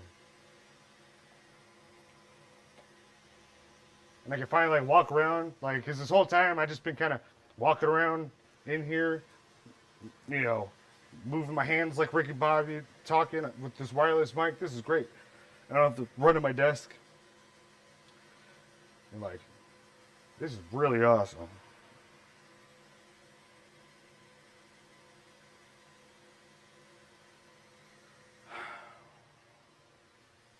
I do have a couple flashbacks. I bought some Military Arms channel. He posted a thing about it like a year or so ago about these grenades you can buy, smoke, but also flashbangs, like the legit ones.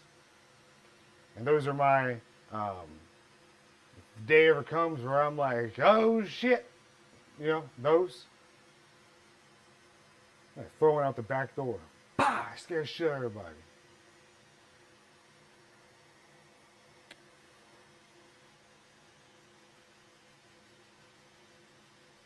Yeah, this is the most fun I've probably had at the shop since I've been here. Hell yeah, Steven. Let me know with those patterns. If you have any questions. The other thing, too, like a lot of new folks, you know, that have kind of joined in the past few months, you know, some are like kind of like intimidated to ask me, you know, for help or questions. I don't mind at all. I do plan to make more tutorials and things like that as well in the future.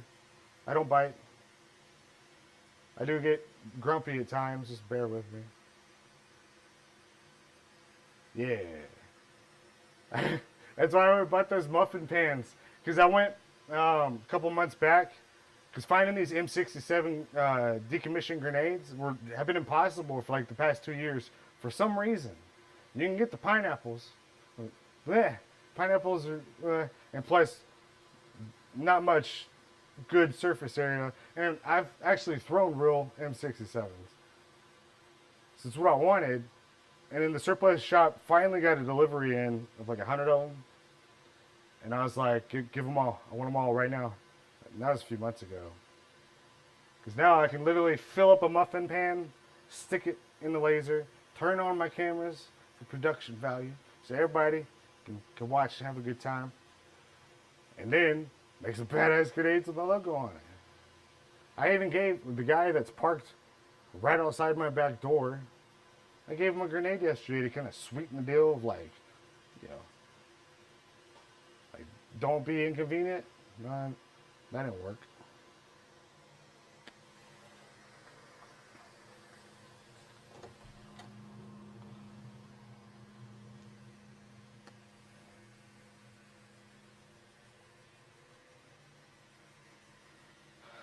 No problem. I know sometimes, like, especially like since I got the shop, like I was already limited, like on like time and not getting overwhelmed with things. Like now it's even worse. So like there are some folks I know I've missed emails.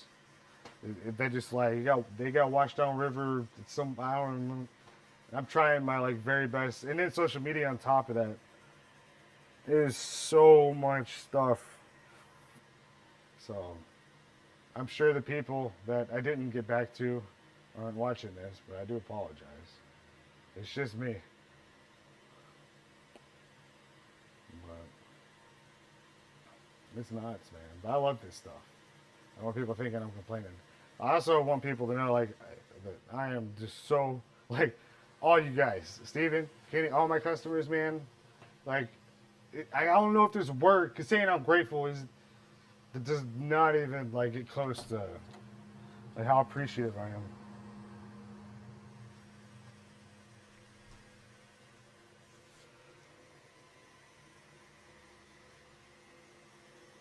It's just amazing. And I got so much stuff I want to make. Like I got all those like other stuff that I didn't get around to making for Black Friday, all those sketches, like the ammo cans and stuff. There's still so much, like I have so much stuff I want to make. Just wish I was, you know, I wish the laser would have been, you know, turnkey. I don't know, man. We're going as deep as my I've been kind of just running it because I'm scared to move it right now. Because if I get it really good and deep, that'll allow me a little room for if something does mess up on this last segment part. I'll check it here in a minute when it finishes this round. And if it's good, you know, we'll hold hands through the YouTubes in spirit, and I'll do it. We'll do it. We'll do it. We'll see what happens. Yeah.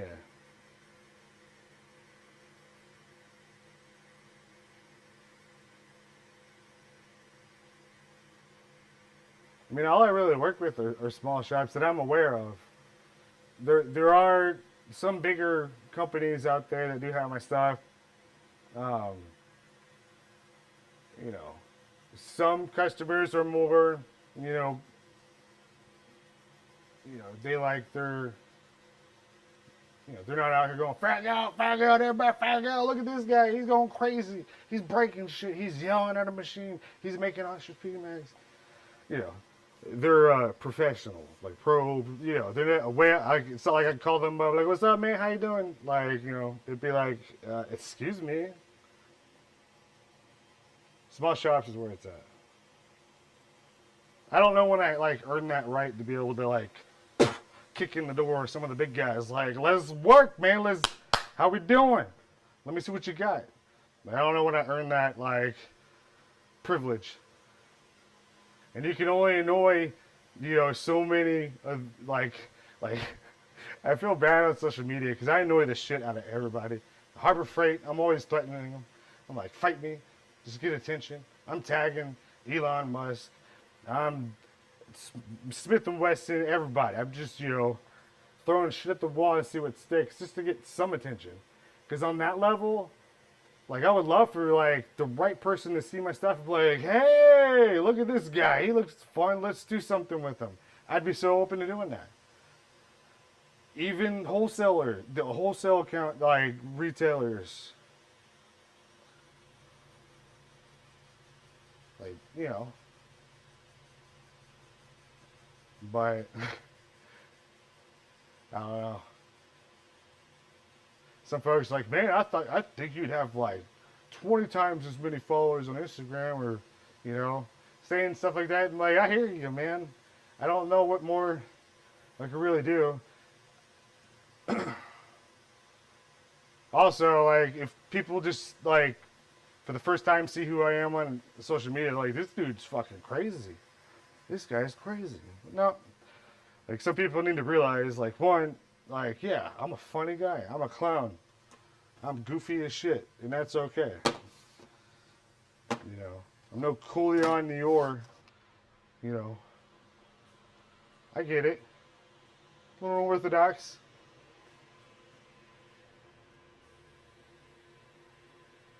But, yeah, I'm just a goofy, random person. I had one person reach out and like, if you want to get the views and everything else, you need to kind of tone it down. I don't give a shit. I'm not here to be a YouTube star. I appreciate your advice. But I think one of the words they used was, are you unhinged? I was like, a little offended by that. I'm like, I get you're new around here. You don't really know who I am. But this is me. Buckle up. Or unfollow, I don't know. That makes it weird when people like try to have a sit down. Like, you need to, calm down a little bit. Like, you're kidding me. I'm doing this right now. I got this. I'm working with you guys. Like, all of this going on right now. The past 2 years. You want me to calm down? No way.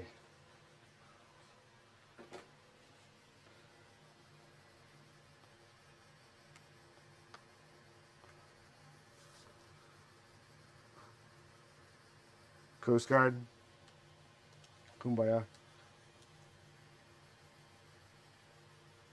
I got a couple coasty buddies. Yeah, the thing I like about like when it comes to especially like first responders or people, you know, in that kind of work demographic, you know, especially military guys, like CrossFitters. You sneeze, like what are the acronyms? Like WOD. Do you lift? Like they just like, oh, like crackheads. Just good. Oh my god, that's all kind of. It's like a very undisciplined dog that gets excited about anything. Like you sneeze, it's like, oh my, let's go. That's the. And they are great to work with. I've worked with Olympic weightlifters in the past. A lot of CrossFit. You know, all you have to do is just hype them up, and they will feed your family. And then other people will see that, and they just it's snowball of just awesome shit. And you just feed that. You feed that, and they will take care of you. That ride doesn't stop. You gotta kind of like force yourself to stop if it ever did come to it. That's another. I mean, but that is why, like, if you go back to the time-lapse video for the axe and the RM scroll bundle, like with that, like, there's reasons why I make things like that. Because, like, for you guys, the small shops, you know, in Harbor Freight, why I've been so big in like Harbor Freight. It's affordable as shit. You can go and buy one of these if they're in stock, like $30. Make something awesome with it. Quadruple, you know, the margin is unreal on what you can do with this. And then also, it's like, it's not even, you didn't just make, you know, a good business move and make money for your business. You also made an awesome thing for somebody who thinks this is the most awesome thing in the world, and you have that, you know, in the portfolio. That's in the memory bank now. Like, you did that. And that is just cool as shit. And so, like, affordable things and, like, little things, and that's why I have random things like the wood plane, which is also a Harbor Freight. It's like $15.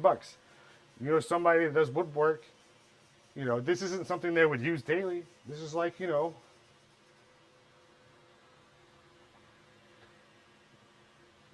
you know, you could buy that $15, sell it for $100. There's your margin. There's your Adobe subscription for the month. Tag HGTV, Bob Vila. You know, everything, you're good. Someone will see it and then they'll be like, "Damn, this is cool shit. Let me get one." Yeah, I mean, if you are like utilizing Instagram, is still a very good tool. Tag your local volunteer fire departments, your local departments, your local police departments. It's like, even you can cold call tag anybody you want. You can cold call tag SpaceX, NASA, Cracker Barrel. I do it all the time. You know, Tom Cruise. Do it. You get like 20 tags per post. Utilize it. You never know, man. But local, you know, you start doing that enough and like follow them and engage with their posts. If you post what you're making on your social media and they're tagged in it, eventually somebody's going to see it. Like, I can't wait till everything kind of gets to where it's running itself and I have a little more free time. I mean, last year, you know, I turned down so many projects to work on for, you know, station logos, department logos. You know, I have a lot of people who are interested in like me making stuff like this for them, for their thing, that I've been, you know, hopefully they're patient and wait around and understand like why I'm not just, you know, slapping things on stuff and just to make money, and they understand why, like, you know, I'm not open to the public yet. I want to be sure like I got this down. I don't care how long it takes. Just like my assets for you guys, I want to make sure it's the best that I could do, you know, and be honest with myself and my work. So.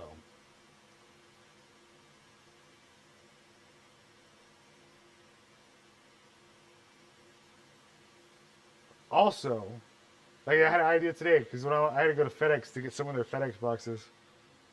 There's a little there's like an arcade over there, like an OG arcade, like opened up. I'd never even been in there, but the idea popped in my head. I'm like, you know, it'd be cool Make like pull up their information because it's a local small business. And pull up their information, see what the logo and stuff looks at. Make them a token, a coin. Go introduce yourself and give them the coin. That'd be something cool. That's how you inspire people. You know, think of ideas they wouldn't have thought of, you know, if you hadn't done that. I may do that. I think it'd be cool.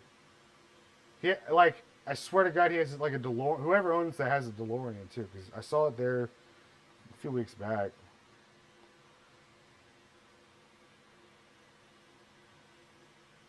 And then also, fun tip for you guys, if you're all looking for like coin type materials, you know, like I went to my local CNC shop. It's like I'm not a runner. I don't jog. I'd get very winded if I had to run there, but it's very close. I could run there. But they have like scrap cylindrical materials, different stuff. It may not be perfect, may be kind of crooked, whatever. You go in there and ask them, like, hey, what do y'all have that y'all can make little coin things out of? Doesn't have to be perfect, scrap-wise. And I'll buy it from you if you can cut them up. That's what I did, and I got a box full of stuff. That's why I call them the metal wizards. Because calling them like CNC dudes just doesn't quite cover it. Like, the level of awesomeness, I couldn't do that shit. They're awesome. But yeah, I mean, it was, I still have a pan full of the stuff I bought from them. They're very happy to do that. All right. I'm going to shut up. Let's take a look. Let's take a gander.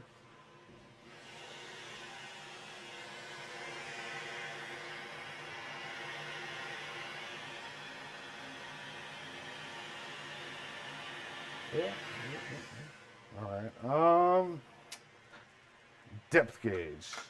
Let me act like I know what I'm doing here.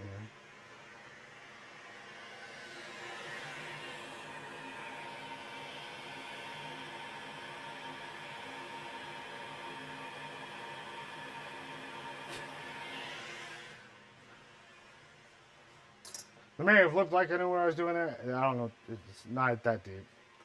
Let's see. I got this Mayuoto depth gauge, but I'm waiting on the new pointy things to come in. Where did I put that thing? It's deepish. Let's call it that. I got this thing. I don't know if it's going to be any better.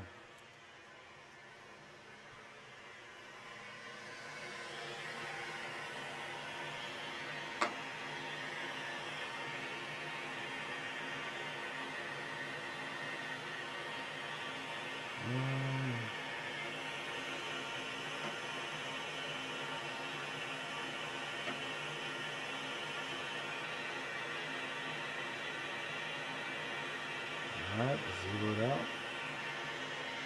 It's not very good with.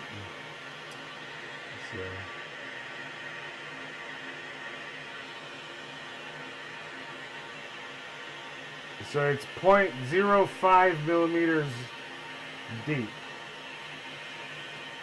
Take it with what you will, the spatula of a tool. That deep.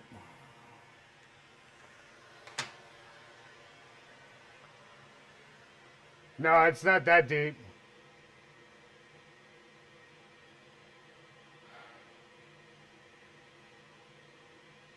I don't think.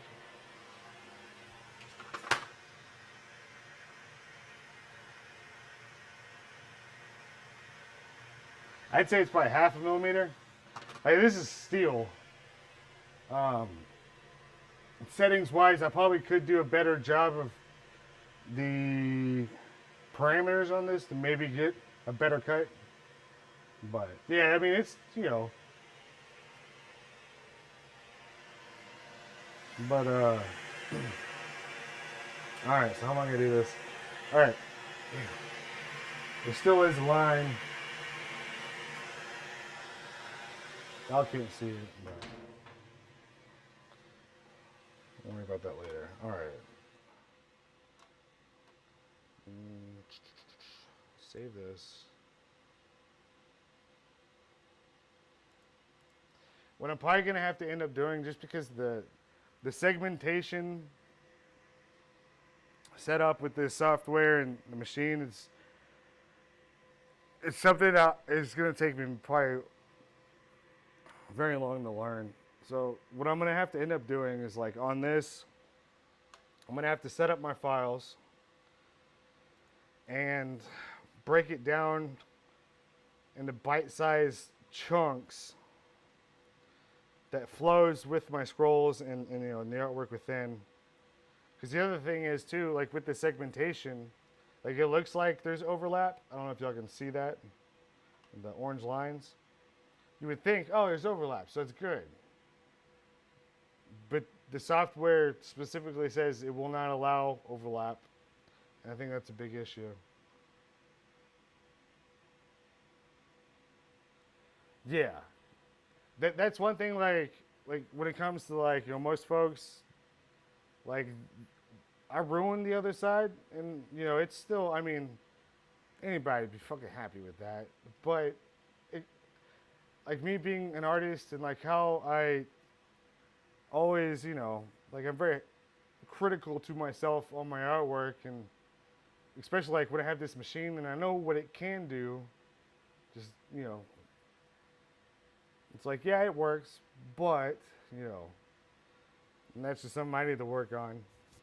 Yeah, most folks, it'll be good. The challenge here is the way I set up this third segment. Theoretically, I think this is right. Like I said, like, I'm just making this up as I go, trying to figure this out, because not even Trotec knows how to do this with this machine. And it's so, like, I'm writing the book basically. This was not something I was aware of before I bought the machine. But it's whatever. Alright, open. Last segment.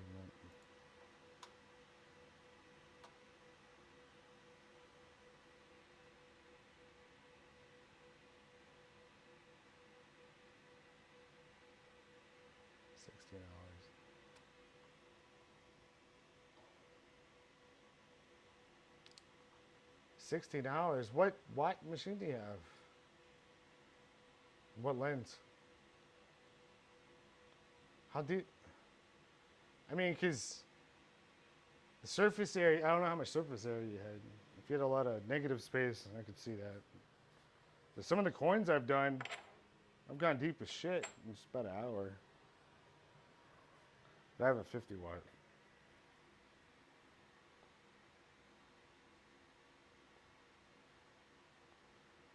Let's see here. Alright, let me run through. There's one cool thing that I found out with the software. Let me turn this off for a minute. It's not even really in the manual that I've seen. Is the simulation. That's the saving grace with all this, because like I still can't get like a good positioning, border marking before lasering with the segmentation stuff. I don't know if it's my artwork being too complex or what. Let's see here.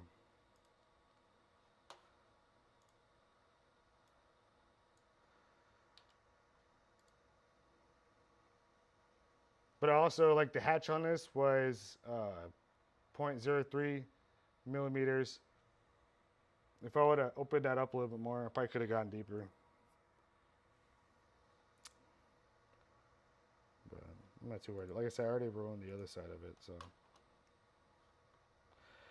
The only thing that sucks now is, like, that adds to the nervousness on these axes, the fire axes, is I don't know if Harbor Freight, like, ran out of, or if they lost their fire axe maker. I haven't seen any in there for a while.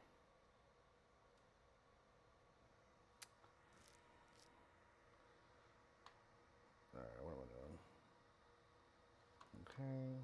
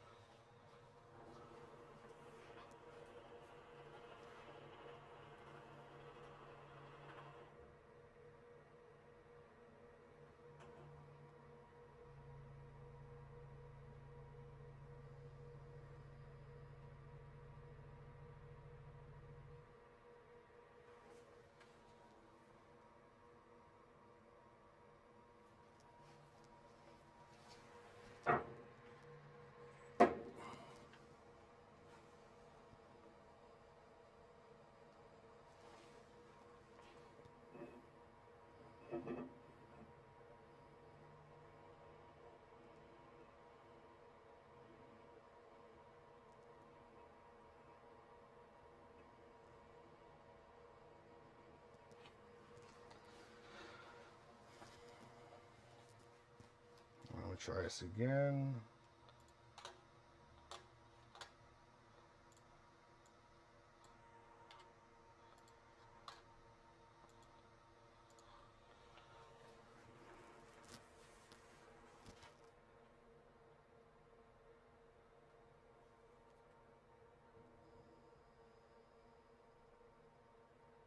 Yeah. And like I can do the lineup in the red laser on this. But not for non-segmented.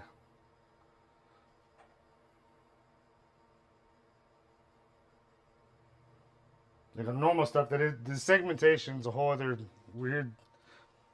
It's like I'm doing, you know, calculus here, and I don't even know how to spell it.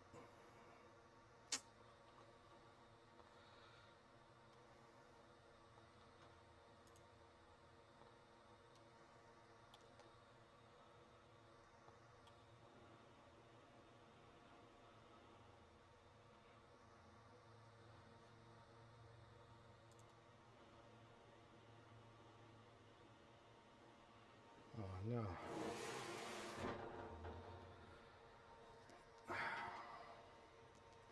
See, I don't know if it like the other thing too is like there's I don't know how many bugs are in the software. It should be showing crosshairs right now, but it's not. I don't know why it's doing that. Like it should be holding that, but it's not.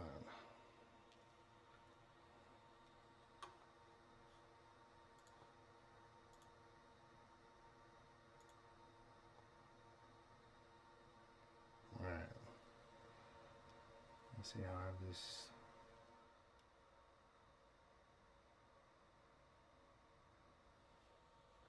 So I look for the second hatch right there.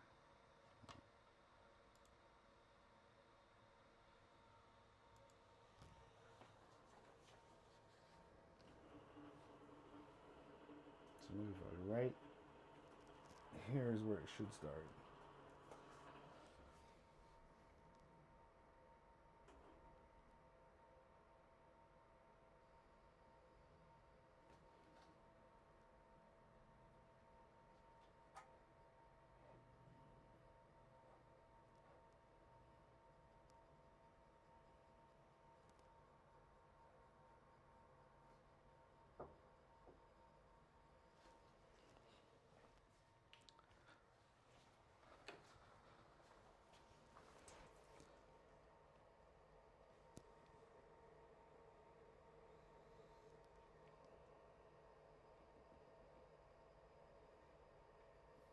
But yeah, on curved objects like this though, it at this point I think it would just be easier to break the artwork into individual sections and not do segmentation. Because it's just it's. I wish I could ask Trotec like do you think there's somebody who's like that is the wizard of segmentation in that part of this machine? They don't know. It's just something I have to figure out on the back end of things as I go. I want to make stuff. I'm getting bored of shit. This is just.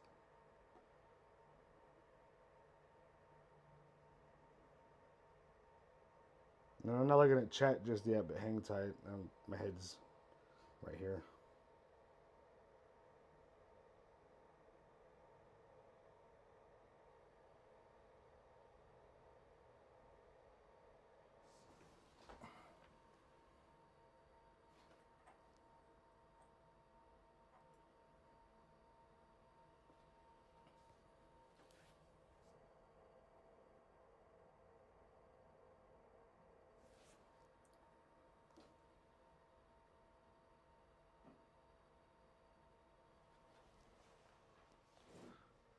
Hey, the North Korean's back. Oh, nice. Yeah, if y'all got some in stock, that's pretty cool. I'd go pick some up. or the I want to do one of these probably later today. The hatchet, the fire hatchet, because I broke this into 3 sections. So this should be no brainer for everybody. This one.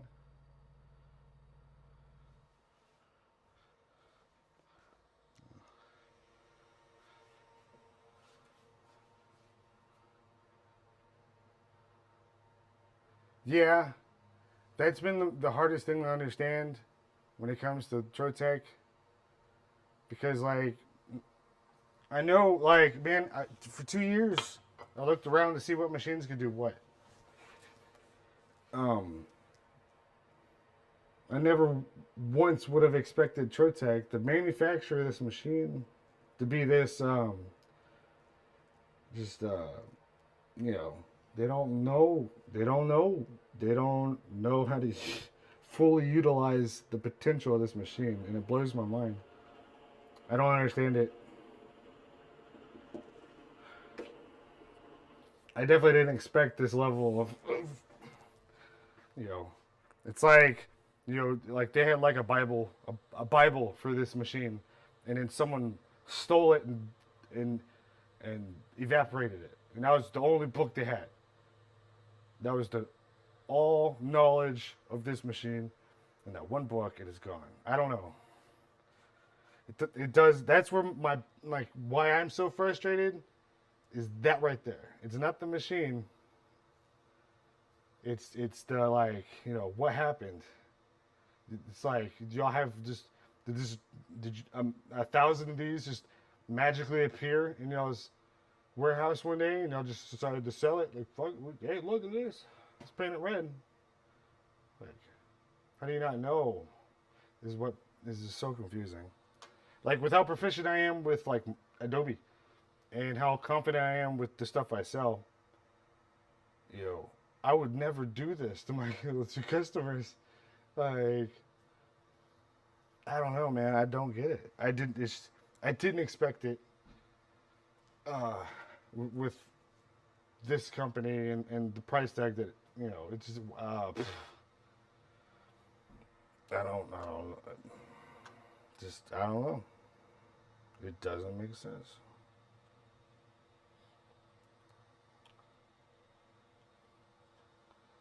Let's see.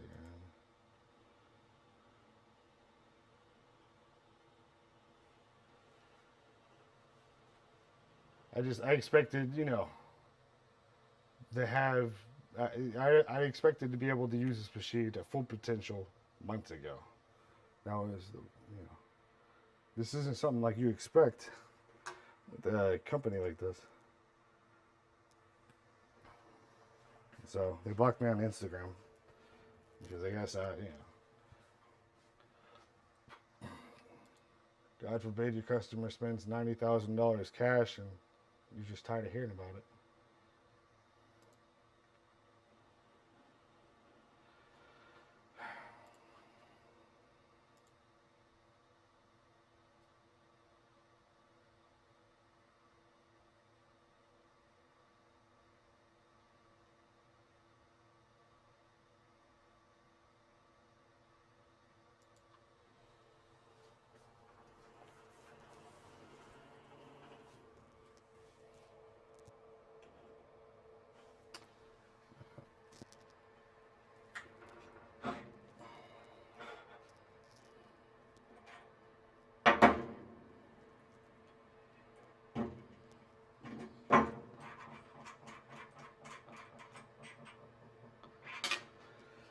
Like others have said too, like, oh man, I've seen like Trotec's YouTube and all that. I'm like, yes, and I did too, but um, yeah, that's for their CO2s. Looking back, it should have been a red flag.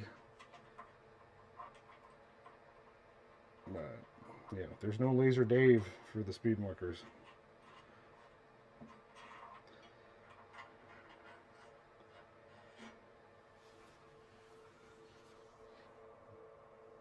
But I still have every confidence in the machine. I just didn't think I was gonna have to learn how to read hieroglyphics basically in order to be able to, you know, I don't have time for this.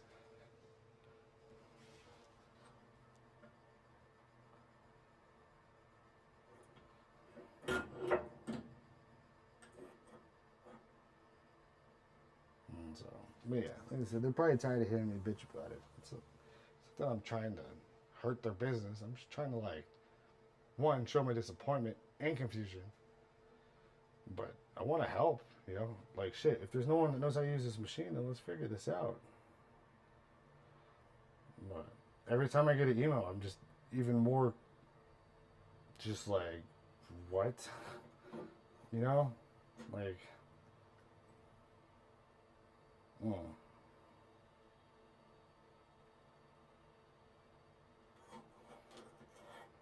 I don't understand what's going on here.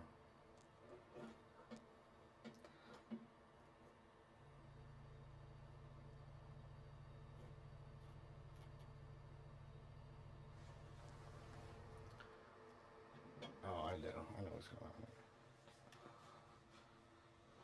Where to focus that?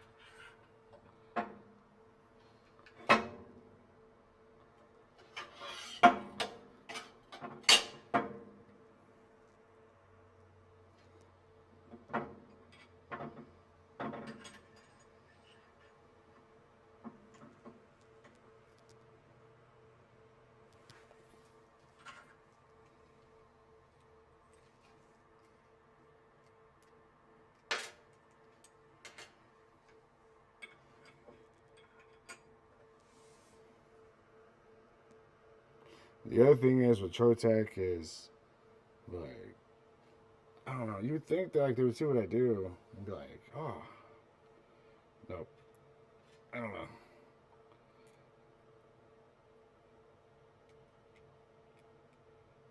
Because well, the whole idea with the getting machine wasn't to spend all my time on the machine at all. It was, you know, so I could make new builds and bundles for you guys and make one too. Hype the shit out of it. But I spent 5 months screaming at a big red toaster.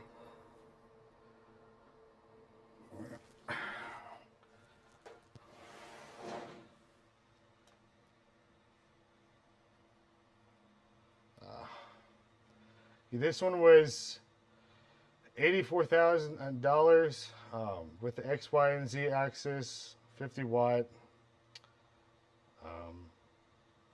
And it came with a $6,000 camera included, their filtration system. I returned the camera, used that balance for the lenses, and added $6,000 to that for the lenses. I spent another $3,000 on a BOFA extractor unit. I don't even use the one that came with the machine. $1,400 for training for 2 days, which I sent them home early. It was not. I got 5 minutes of good information out of it. I didn't ask for my money back on that. You know, I've been very reasonable when it comes to, like, you know, I don't want, you know, I still want my machine, you know, and I'm not trying to be just a terrible customer. So it's like, I'll bite the bullet on this. It's not even about the money. I told them this.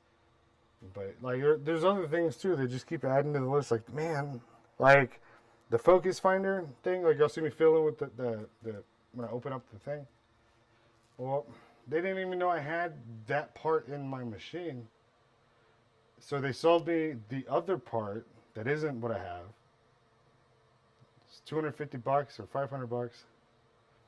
They ship it to me, and they put the wrong one in the bag. So not only did they sell me the wrong part, they sold me the wrong part and then sent a wrong part for that wrong part, which I still have here. I don't care, you know. Like, I would like my $500 back, I guess, but it's not even like I don't have time to deal with this shit, man. And it's just like it keeps getting more disappointing. The other thing, like this last email I got, and I'm not harping on the guy that's helping me a lot. He's like the only one that can, like, I guess, put up with me. I'm passed off to like 12 people. But like the big issue I was having a few weeks ago was like when I bought the lenses, they sent me PDFs on how to, calibrate, put them in, and get it set up. Nothing was like what was shown on the PDFs was not what I was seeing in the software. And I was so frustrated because I've literally, I made a book. I took all the PDFs, all the manuals that they gave me. I made it into an actual paperback book. And I sent a few out to other, like one of the, like maybe 3 people that I know of that still have their Trotec speed marker that didn't sell it. For free. I gave it to them. And like I've scoured that book. And then I found out that, they have a newer version of the manual that's 226 pages. I made the book out of the old one, so now I'm going to make another one. Anyways, I've not been lazy with this. I've done I've been, putting in all the effort I could to figure out why nothing was really making sense. Well, come to find out, like right before Christmas, it's finally like I had someone passed me off to another person who called me like on a Saturday, and walked me through on the phone and through like TeamViewer on setting it up, and then lo and behold, the whole holdup was in this software version, the 4.3.2. There's a calibration wizard setup. Like when you put in a new lens, you run through this calibration thing that's in the software that's automated, sort of. Well, that's all bugged out. But I didn't know that. I didn't even know, how was I supposed to know this? And how was I supposed to, explain what's going on? Oh, it's a bug. There's a bug in this current software version. I'm like, I didn't know.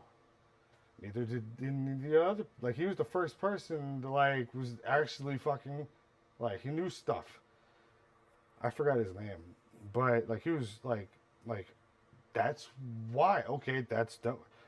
I literally spent maybe, like, 30 hours running through all these documents, trying to scour the web.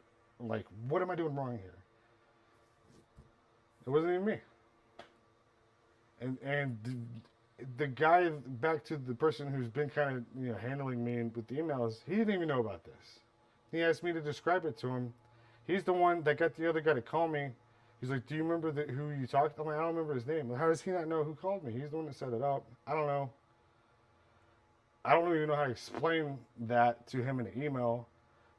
Why no one knows? Like, why? Who is this guy? Who is this guy that knew this? And why does no one else know? There's a workaround for it, but it's not exact. And so that's unfortunate because I spent all that time calibrating and setting up the lenses to a workaround that's not as exact as it should be. This is the reason why I think I was having a problem with the 420 lens. But, so it's like, I don't know. Like, how do I even explain this to you guys to make sense of what I'm trying to say? And, like, I asked the guy that I talked on the phone with, like, I am dead serious. Like, dude, like, I'm not complaining about him at all. Like, thank God for that dude. Holy shit. Because I'd still be stuck back with, like, you trying to figure out what's going on.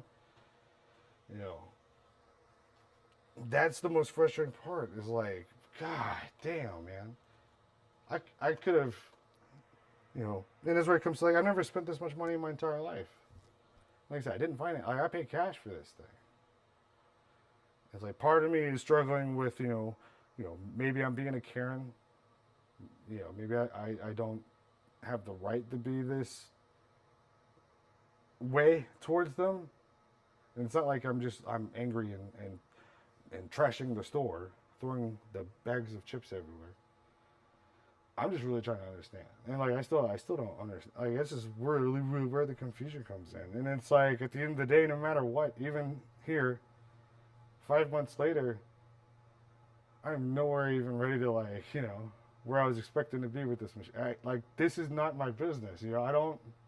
This was never the idea. This was just so I can make a few things with my artwork that I'm making for you guys. There was no business, like I wasn't expected to get rich off this or really anything else. Honestly, I just wanted some of my artwork, you know.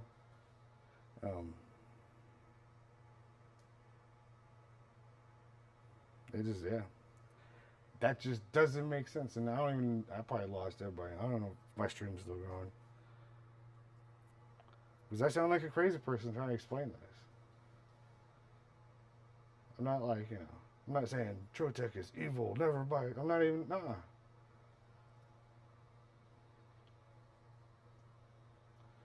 Yeah. Like, Laser Star lost a few, gold star stickers with me when they were making it weird when I was trying to help, and understand things with their software. So, but, when it comes to that, they have every right to be as protective of their stuff as they want to be. There's nothing wrong with that. It's just unfortunate.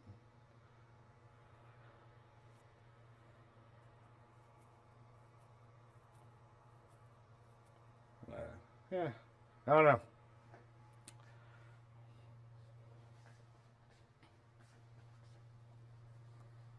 It stresses me out when I try to explain this.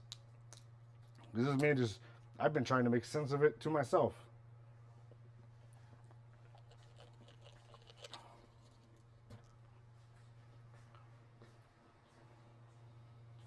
And so, the 10 years I've been running my business, this has been the absolute biggest mix-up decision I've ever made, business-wise.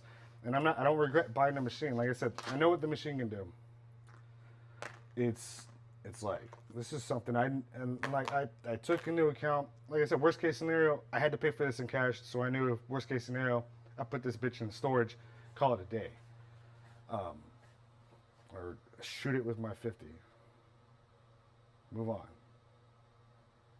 That was a safety net for me that I knew I didn't expect that I was going to be so thankful I did that, but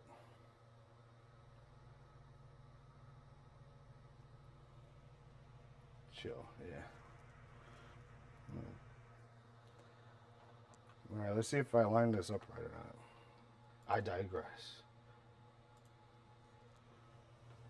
The other thing is like having this conversation I just had, like I can't just go up to some random my buddy that does works at Applebee's. He ain't gonna understand even remotely anything close to this.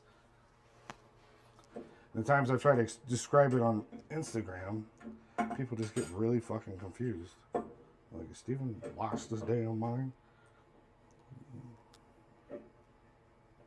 $90,000. More money I've ever spent my entire life. How am I supposed to act?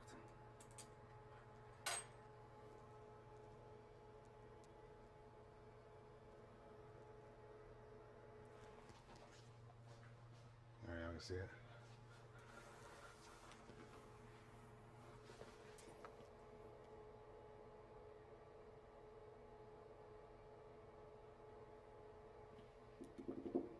Yeah, the other thing too is like once I'm not dealing with like specifics and like stuff like this, so I think I'm bringing lady.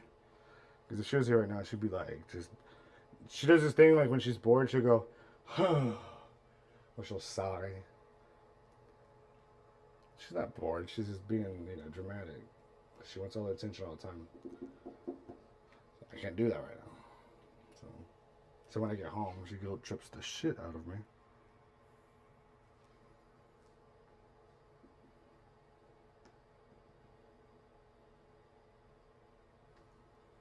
Can't blame Trotec for that, but they don't know lady. They want to know why I'm going crazy. That's half of it.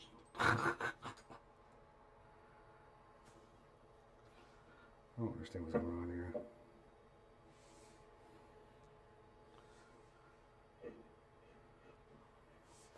Ah, this is stupid.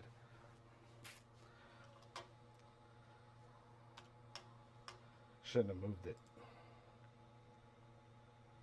Yeah. Yeah.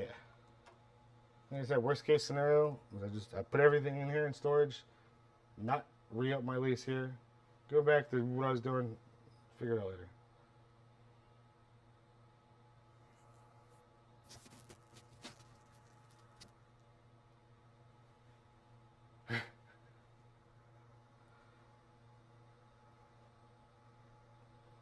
I don't even know what I'm doing right now. Like right here in the software, this is another thing I've tried to figure out.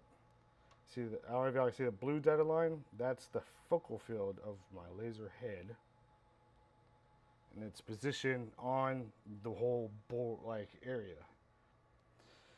The green is a segmentate. This is the area I have for the segmentation, but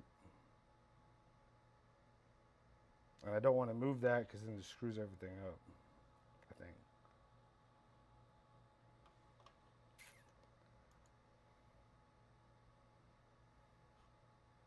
And positioning and none of the other stuff is working.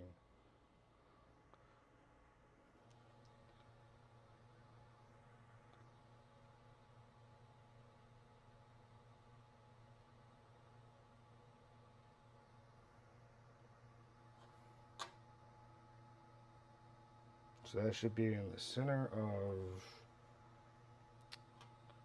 hold on.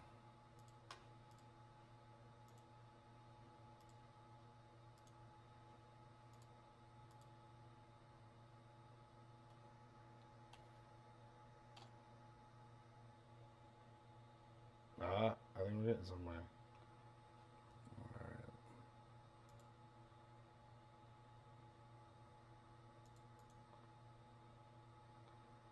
It should be moving.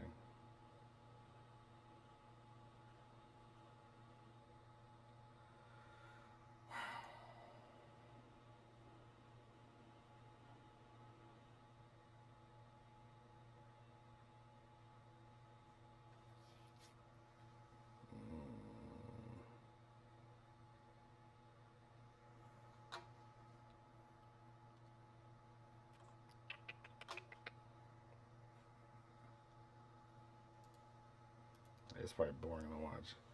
I don't know what to do. The only thing I know that maybe figure this out is the simulation thing. Maybe. It's on my face.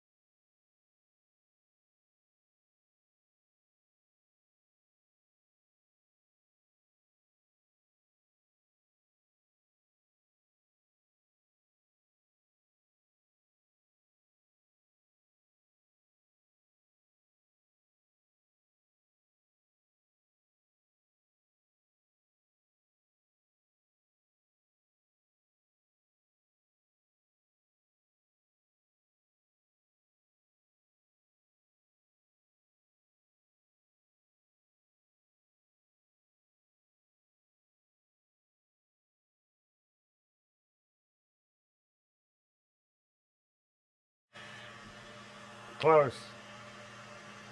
I think.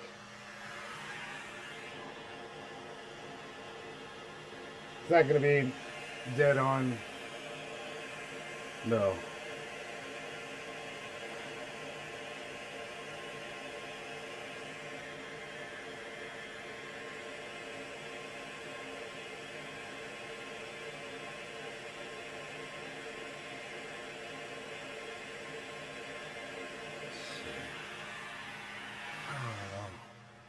I'm just gonna send it. It's not gonna line up right, but I'm done doing this.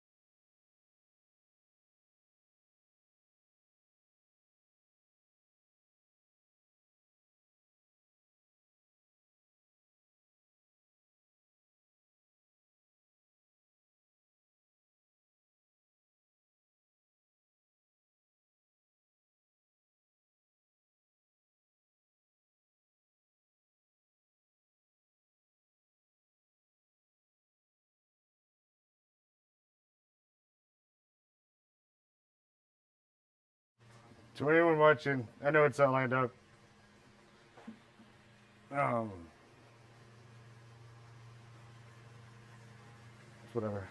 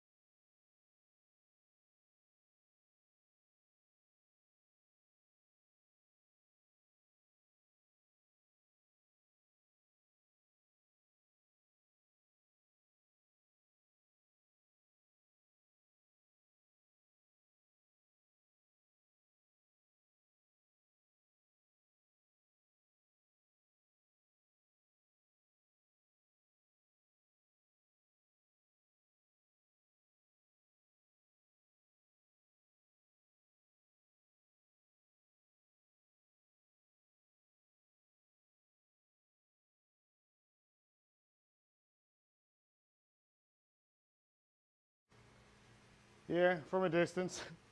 Yeah. Good 12 feet back. It'll look good. It's my first one I ever did, and I'm just winging it with the software, so it's all good. I just don't want to dumb down my artwork, but I'll figure it out.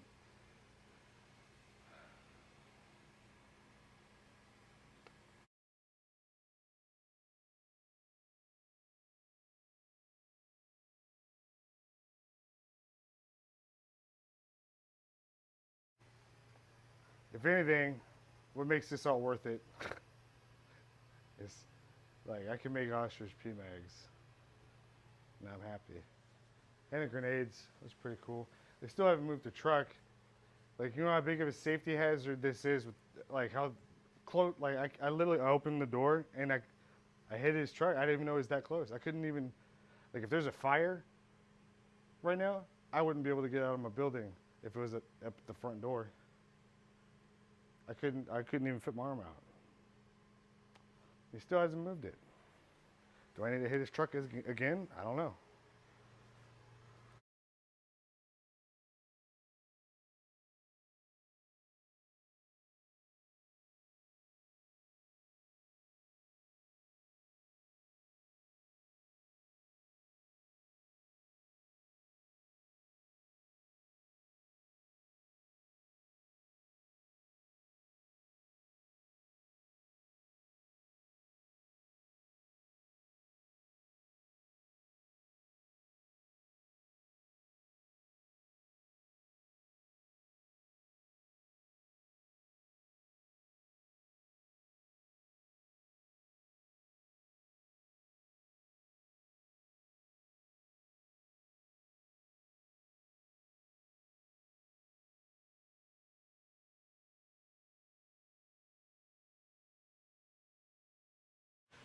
Like, am I gonna have to go yell at some grown ass men right now?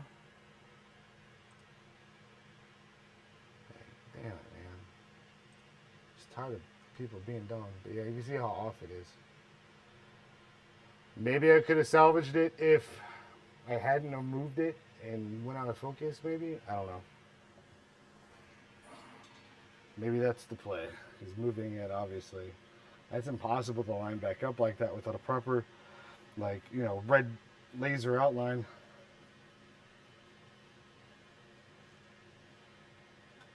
I should have focuses. Yeah. I'm still going to run it through about 6 more times. I can't even, like, even if I had, I'd have to axe through my door. Like, it's like, this is the shit I'm dealing with. My life would be so much easier if I hadn't do little dumb things like this. He still hasn't moved his truck. Now I'm just pissed. I tried to open my door about 10 minutes ago. It's still... No. Whatever. But, I appreciate Steven, you tuning in. I'm going to keep the stream going until I get this done. But I'm going to turn the mic off. I don't want to hear y'all yelling at somebody. So...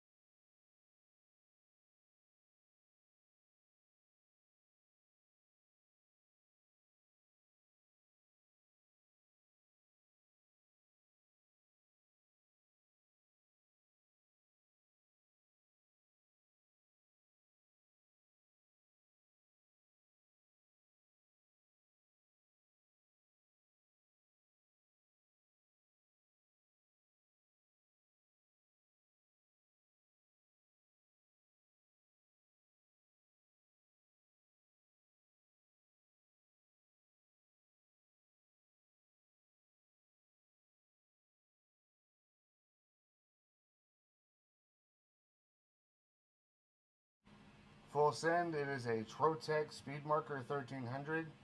I'm going to save you the time. I'm not going to make a video on it or anything about it, honestly. That is, I don't recommend this machine at this time. Trotec, if you buy a Trotec CO2, you're going to have so much fun in life and be happy. Rainbows, cupcakes, and unicorns. If you buy a speed marker, I can't put my name behind it right now. And I know it's weird to have to say this. I'm not trying to, you know, be the only one that has one. I'm just, you know. And then I look back, because now I have this machine. Well, why did you buy one? Exactly.